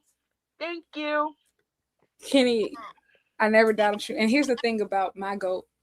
My GOAT's catalog is so diverse. Pedaling through sperm banks. He has some of the greatest singles matches of all time. He has some of the greatest tag team matches of all time. He has some of the greatest trios matches of all time. He has some of the greatest multi-man matches ever. Listen, girl, I know that y'all aren't used to that. And that's why, that's also something that I bring up whenever people like try to, I never like to try to like hard compare them, because I think like they really have a great argument for 1A and 1B, but I have a between Kenny and Bryan Danielson. But the argument that I typically make is that, yes, I think a lot of people give Bryan the edge because he got WWE success, which is sure, fair. Because, I mean, what he did, especially at his size, was unprecedented. But think about how many areas of wrestling that Kenny directly impacted. I'm to the point to where not only did he like exceed in it, he probably revolutionized a certain style or way of doing things, or at least elevated it. Absolutely. Like what he did for American 6-man / trios wrestling, him and the Bucks particularly, they revolutionized it. The things that he was doing as a tag team wrestler, specifically going back to like Golden Lever, Lever's going back to the DDT days, you know, revolutionized. And even too, coming to AEW, him and Hangman versus Young Bucks, making tag team wrestling just as important as singles wrestling. In the early, and the singles work speaks for itself. The amounts of, somebody said this, the amount of sons and daughters he has, the grandbabies even. Kyle Fletcher is a grandchild. Y'all know that? Y'all realize that? Yes. Kyle Fletcher is a grandchild. And I think I told you guys this, but I did a presentation for my friends and family about Kenny's family tree. I'm going to record it. And it's going to be an episode of Black Pro Wrestling where I explain all of his sons and daughters' paternity tests, because there are some who claim to be from the Kenny line who simply are not cut from the same cloth. You are not one of. Not cut from the same cloth. Father Abraham had many sons. But yeah, I just his impact. And yeah, tonight it felt good. It felt good as a viewer, but it also, you'd be like, he's got it back, but it also felt like he felt like, I've got it back. I agree. You could tell he was pleased with his own performance, which I've been waiting to see from him. Because I know that he's so hard on himself. Like I say this, like I know, but y'all don't get it. You don't get it. Callum Newman is a grandchild. He is. We'll start claiming him around Forbidden Door. After him and Ospreay fight. No, Callum Newman's been amazing, and if you got to lock in, or maybe not, but I do have to give him his credit. He's 100% a grandson. He's a grandson. He is. We'll take a test.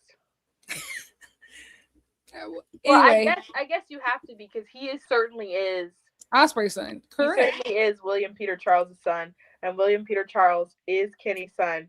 I still want to test. Yeah, that's fair, but you know, especially for somebody talking said, Craig, you know. Let me see what Kyle Callow looks like before I decide. That's Osprey's first child. Yes, Kyle is firstborn.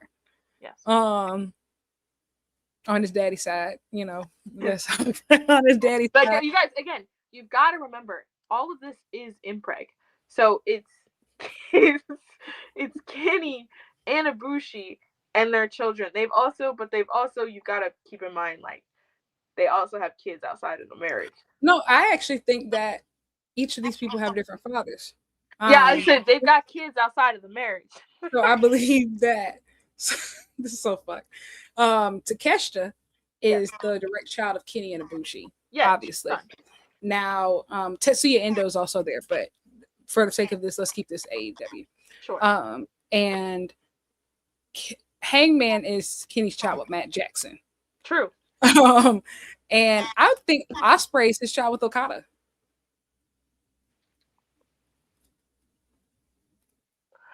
I won't confirm or deny.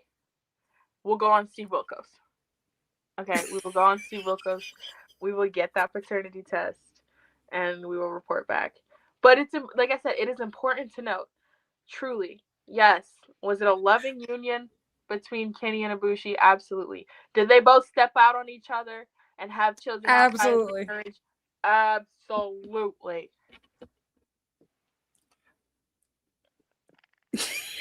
I was about to say something crazy. Do it. How do we get Jay White? Jay White is definitely, I think, Ibushi's child. You don't want me to answer that. I think they found him on a basket outside. All right. That was okay. You know, like, you can take babies to, like, the firehouses.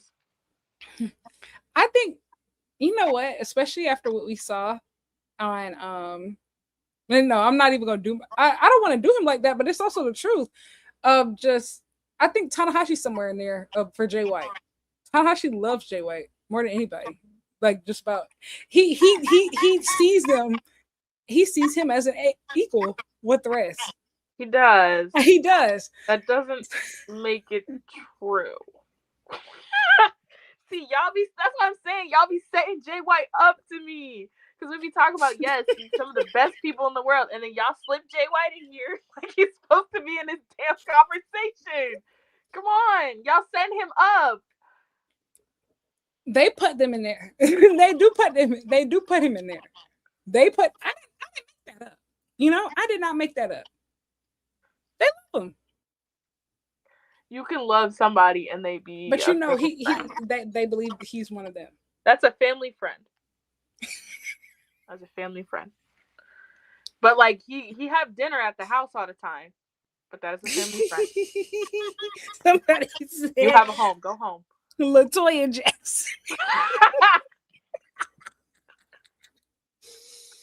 You know that video of who are they asking? They're like, you know, We Are the World had some of the best singers in the world, and LaToya Jackson. Y'all not right. Listen, I'm just trying to include who they would include. Because I know for a fact, if I sat all these people down right now, okay, who's on the tree? If I say who's on the tree, obviously all. What else did we discuss tonight, though? Don't listen to wrestlers. Fair. You don't know. Fair. You don't know. Oh, it's my family tree. It's not that. Like, let me draw it out. You just confirm. Okay. Hey, listen. Cleaner, I got this. Cleaner, I got this. Hey, I'll let you know how many damn kids you got. All right. I will let you know who your family is. You are not the father. I'll let you know who your family is, starting off with me. Everybody else is secondary. To be fair, totally. I love going on rants like these after sitting y'all down and talking about parasocialism, because, like, yeah. But I want you to know, we have all firmly prepped ourselves for in case any of this shit goes wrong. Yeah. Like I said, it's from a lifetime of fandom spaces. But it's unfortunately, still fun to play the little reindeer games. Like it is. Come on. They're Sims. Sims, you know. The characters are Sims, and I don't know the people. So. Nope. Never heard of them. Actually. Last but certainly not least. I'm here mad at Steven.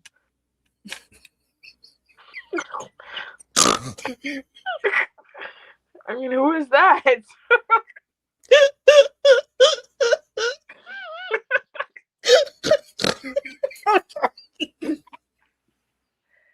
You don't know?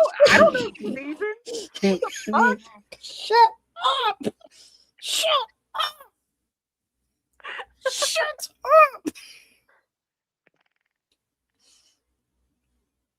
Last but certainly not least, we're gonna get into the main event. It was very black. It was great. We had Kevin Knight versus Swerve Strickland. Oh wow! I had to swing my delivery for Todd. I ain't gonna lie, man. Who's Todd?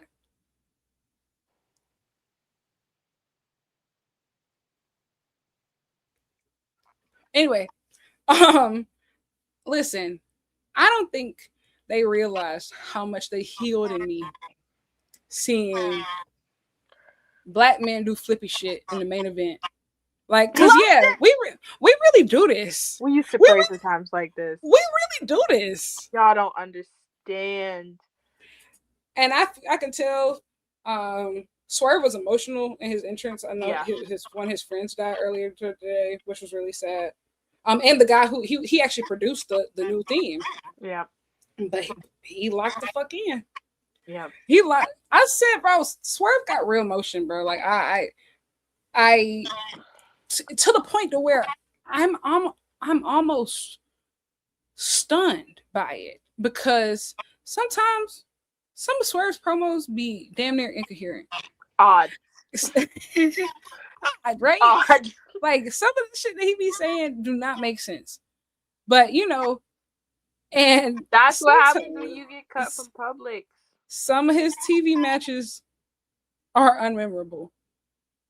But oh my god, that was a backhanded compliment. No. I know. I'm getting somewhere. Because it's just like when Swerve, and I think a lot of it was, one, he was dealing with that injury for a while, but two, Swerve's almost, you could tell when he's not, like, he doesn't care about something. Yeah, I was gonna raise that point. He was really excited about this match. 1000%, yes. So he's a lot like 100% tell. He's a lot like a Mox and Okada. How much he likes you definitely depends on William Peter Charles too. Correct. Yes, and you know what? Fairs. But wow, he locked the fuck in for this match. He really did. But also too, I said all that to say, just it doesn't matter what Swerve does. His connection with the crowd is crazy. Like, even after all this time, he's, you know, ever since I say this, when it comes to the, like, Swerve, MJF, and Hangman after their first title reign, how far they fell. Because there's a drop. There was a drop for each of them. Mm-hmm. Swerve still has had like the smallest amount. Swerve has enough motion where it still makes sense for him to be world champion. Correct. Yeah. Like, if you put the belt on him tomorrow, nobody's gonna be like, okay, sure. You know, yeah. Whose house? You know, just you know. And for him to have been able to maintain that is so impressive. And for him to have been built, like, how do I say this? Swerve hasn't been a top star that long in the grand scheme of things. But the fact that he's now big enough of a star to be able to create new ones, and very cool. And think about how many times, like, especially when it comes to black men, bro, I'll be honest, he's the reason why the Hurt Syndicate got over in the company. He got Ricochet over. You know, he getting Kevin Knight over. You know, he's really been a star maker, but not even just them. I think Will Ospreay, like, that Forbidden Door match they had was super important at the time. And he was able to hold his own because everybody was like, "Oh, they should just put the title on Osprey." I guess ever since he said, "Hell no, nigga!" Like, no, you're gonna wait. He's really cut so many people over. Love his cryptic tweets. Swerve tweets for himself, and I appreciate that about him. I will say, and the voices. His intrusive thoughts. He is intrusive thoughts. That's another person who I know for a fact be on Tumblr, but that's another conversation. But that's also another person that, like, guys, don't look into it. Don't look into it. Just watch the show. Just watch the show. Just watch the show. Just watch the show, bro. Just watch the show. Being a Swerve fan is so fun when you just watch the show. Don't look at anything else. Just watch the show. Don't look at anything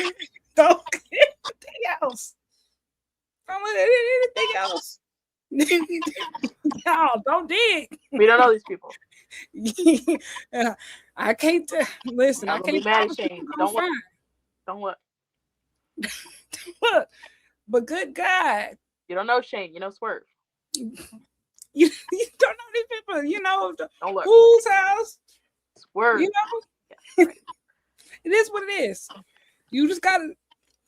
I appreciate, and that's also the benefit I think of a white fan base. They are perfectly content with never listening to his raps. Like, they're never gonna do it. Can I wait? No, this is important to me. They like the theme songs. That's it. That's it. That's all they need. As they should, because unfortunately, how do I? No, I think we're all. I think we're all aligned. We don't have to go into it, but we're all aligned here. But I kind of want to. I won't. Okay, fine.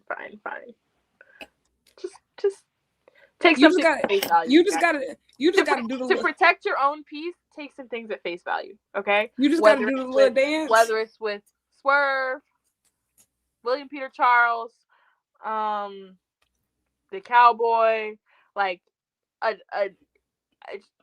don't look. But if you're gonna look, prepare yourself to be disappointed. I think also too, somebody Atlanta music is crazy.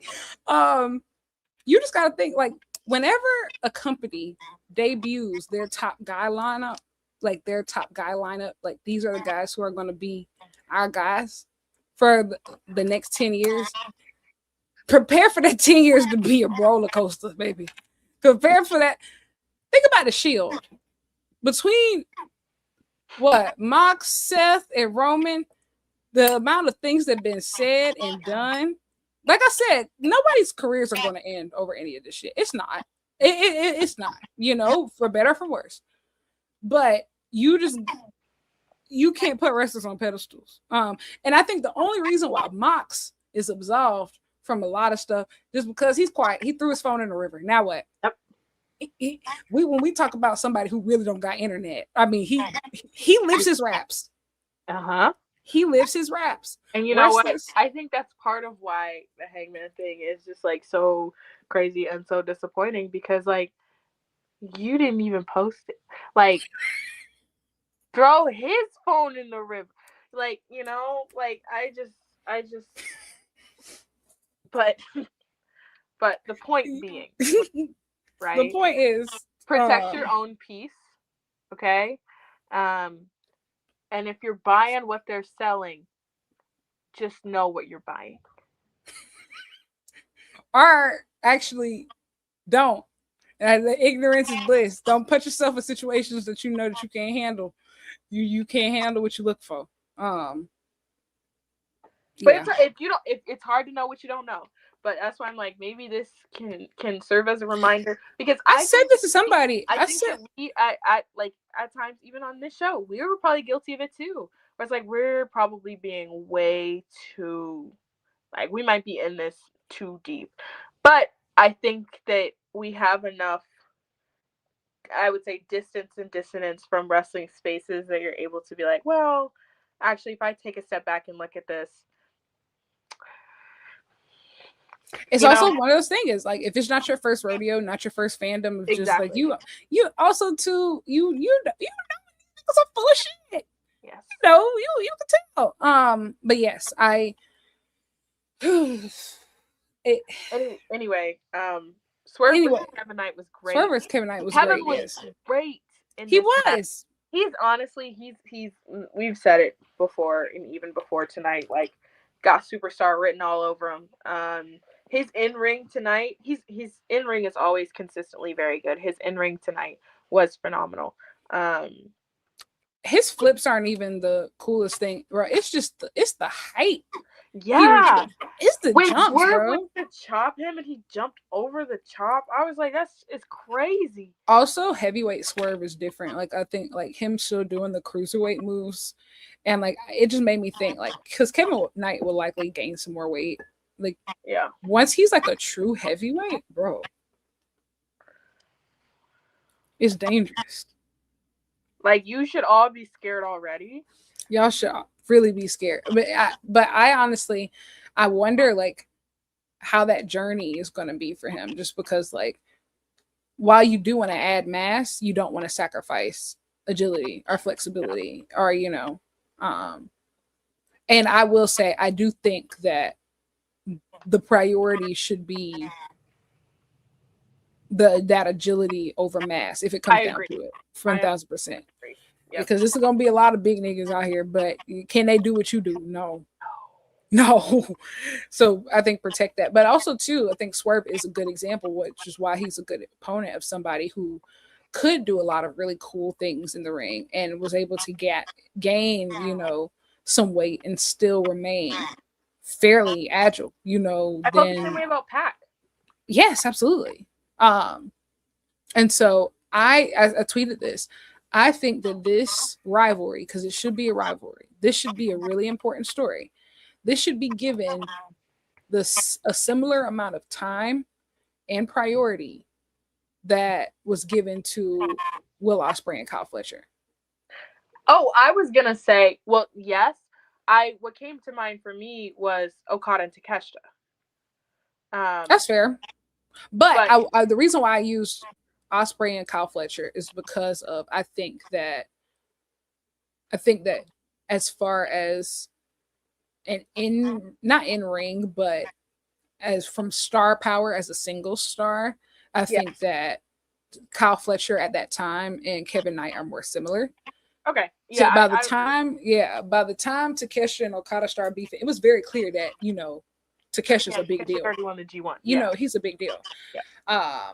But yeah, so I think that was more similar, and it was very clear. Ospreay was the big star. He's giving him opportunities, and then eventually, Kevin Knight, I believe, can become the star like Kyle Fletcher became that star. I agree, and I've said it before on the show, though. I don't want the heel turn. I don't want it. Oh, that's fair.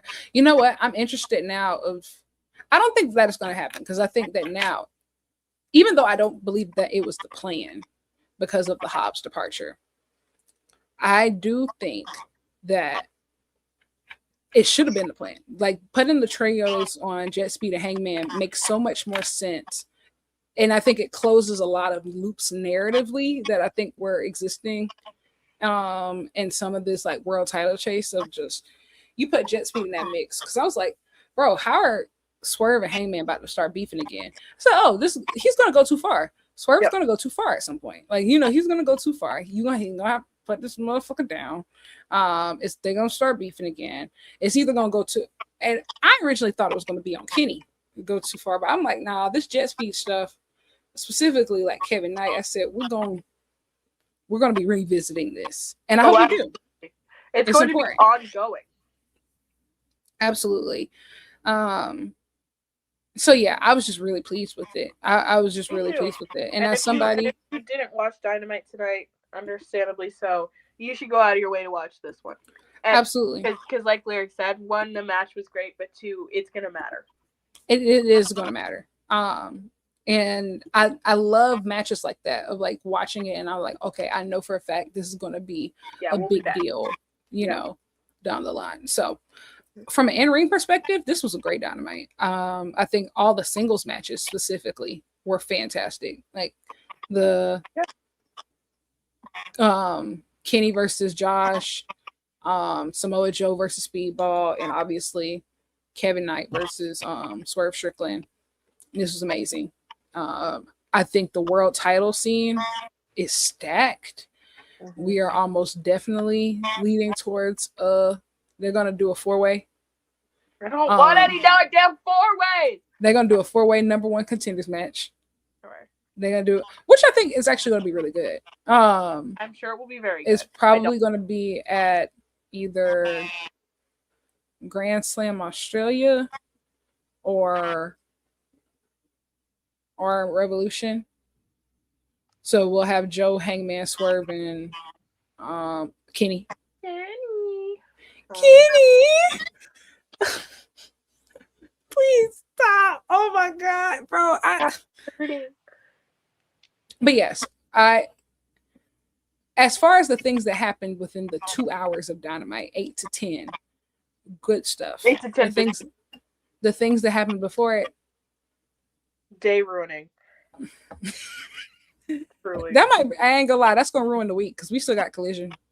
I'm not watching Collision, so y'all. Fairs. I'm too young and turnt for Saturday nights. Come on. Oh my god, not you so booked and busy. I'm literally so booked and I'm so busy, guys. Like, what? So fun. Do you have anything that you like to plug? Anything you want to say before we get brand new episode of Black Girl Wrestling tomorrow. It's all about my first time watching TNA. So, speaking of TNA, hey, I'll give you a spoiler alert, brother. That shit was awful. I watched it through the TL, like just seeing y'all's responses, and I don't know the best word to use. Despair. Just that was the theme. I watched the whole show, and the only thing that I can say that I consistently was throughout the course of the night was confused. Start to finish, just confused. But I did a full review on Black Girl Wrestling, and if you didn't watch TNA, or you don't plan to, I told everything that happened, everything that you need to know, everything that might make you giggle. You can find out about through BG Dub tomorrow. Bruh, it's so funny, bruh. Niggas was talking about something a year ago today. Look at this TNA card. Like, look at this. It was 2 years ago today. And it was like Trinity versus Jordan Grace. It was Will Ospreay versus Speedball. It was Okada and the Motor City Machine Guns versus this. Hey, let me stop you right now. Ain't none of that. I said also too, bro. Most of these people didn't actually work for TNA. They just had really good partners. That's it. That's all. Somebody was just like, yeah, we went from this. Like, what if Will Ospreay could have really signed a TNA? Y'all, he was doing. See, that's the problem. Like with Will Ospreay, sometimes of just no, he's really endearing. Yeah, y'all be believing everything he said. No, he was never gonna sign no TNA. Are you crazy? And you know what? You know what else I learned of watching TNA for the first and only time? They're broke, and that's okay. That's okay. Not everybody got a whole lot of money, but I tweeted this from my private. You know, I think it was Matt Hardy that was like, "Oh, I think TNA could be the number 2 promotion in the U.S." AEW, look at me. Your spot is safe. Your spot is safe. The scenery out. Yeah. Yep. Nope.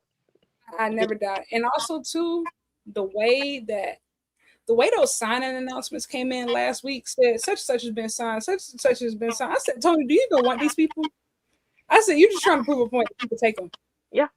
And guess what? That's what he did. It's gotten to the point of the night where I'm painting my toenails. It's 1 a.m. But fine. I literally watched it and I was like, oh, okay. This is why everybody got poached. Y'all don't have any fucking money. No. So yeah, make sure you watch that.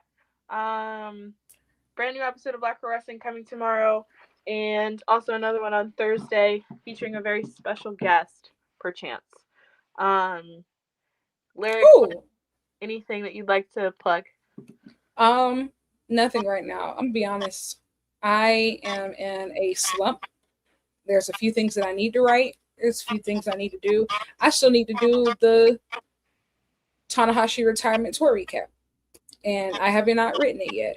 Well, it's all right. It's all right. He's gonna stay retired. No rush. Well, thank you for looking at it like that. It's not that I don't want to write it. Obviously, I have a lot of feelings about it, and it makes me really emotional. But I just got to get into like the right headspace to write that, because it's going to take a lot. It's going to take a lot from me, just because I want to do it so well. It's almost like a eulogy. I don't know. Yeah, I'm so inspired by him. But I digress. I think that's about it though. You can find me at the usual places. Thanks for everybody who gave a super chat tonight. Thanks to everybody who watched. And if you're watching this tomorrow or at a different time, I hope what we said made sense, because I know a lot of you don't even watch live. Fairs. I wouldn't care. It's 1 fucking. It's almost, yeah. It's like it's 12:55 a.m. But for those of you who are gonna watch tomorrow, I hope that we didn't completely, disappoint. I don't know. Yeah, disappoint. Yeah. But I also want to add, I'm gonna be taking a break, I think, from Black Girl Wrestling Twitter. IDK when I'll be back. A couple people asked me if I'm good,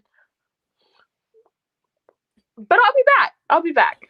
Love you though. Thanks for all the support. No, a lot of you probably noticed I'm not as active on Twitter either. That's also why, like I said, I'm gonna just answer this whole debacle here, because I was just like, bro, I'm not trying to get into Twitter. Like, the world is falling apart, like really badly around, and like I think some of us are wondering, how are we supposed to even work and live and survive with the world being the way that it is? It's like the wrestling shit is the wrestling shit, and it's awful, but the world is also falling apart. Like, need a minute. So I finally watched like the New Japan shows, and I typically, if you ever see me like tweeting about New Japan in the middle of the night, that's because like I just need to tweet my thoughts out without a whole bunch of commentary. I can't right now, to be honest. Like, everybody take care of yourself. Truly, I know y'all saying it in the comments. Like, not everybody.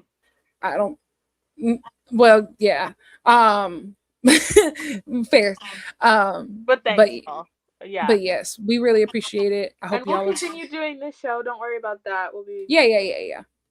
But if you don't see us on Twitter, I haven't gotten hit by a train yet. It's so funny because I said, like, oh, I haven't tweeted in 3 days, and that's how chronically online I am. That people are like, "Are you okay?" I was like, "It actually says 5 on. It says 5 on your account." But still, it's like that. I feel like that's bad. I feel like that is an indicator that I spend too much time online. But I think also too, people are like, "Is she?" You run the block though.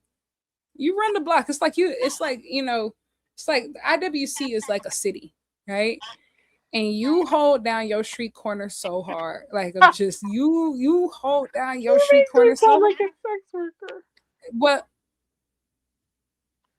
No, am I standing on the street corner? I could see how that could be interpreted that way, but I challenge you. I challenge you to think of it as more an empowering perspective, in the sense of like you holding this shit down. Like, ain't nobody take your spot though. They can't. Ain't nobody walk on your street corner and take your clients. They can't. Hey, my chain's untucked. Untucked. Fuck niggas. Untucked, unsnatched. Oh my god. Django unchained. Bro, what is wrong with you? We gotta go to bed. Anyway, like I was saying, we live in a little city, and we all have our own little corners of the internet, and so people notice when they patrol. They notice when they neighborhood watch isn't around. That's all. I'm changing my location. There's been so much happening also too, I think, on wrestling Twitter, to where it's like, okay, I look back, I'm like, oh, Dani hasn't said anything about this. But also I haven't said a lot of stuff. Like, for example, apparently a report came out, Evil signing in WWE at the end of this month. I said, whoa.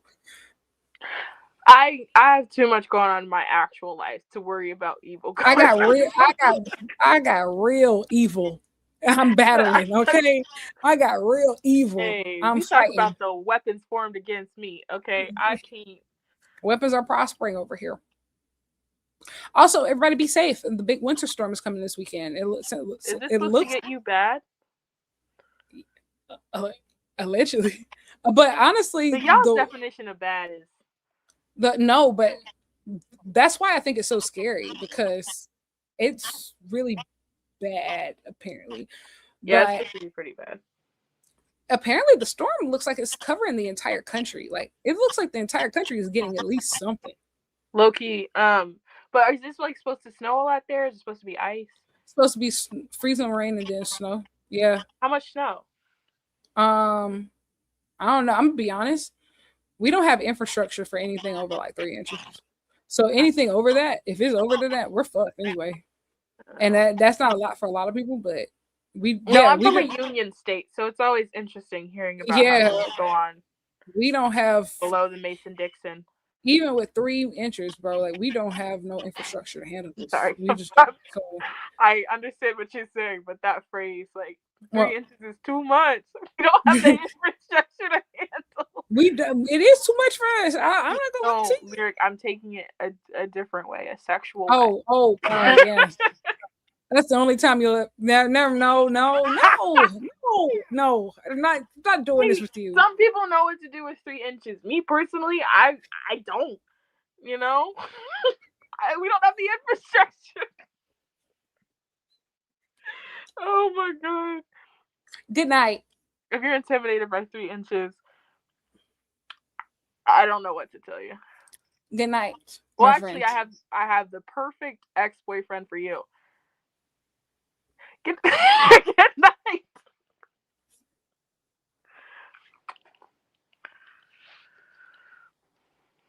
Was that crazy? Somebody said we finally got Lyric to break for real. Yeah, because this fucking. What is wrong with her? Oh my god. What is wrong with her? Do you see?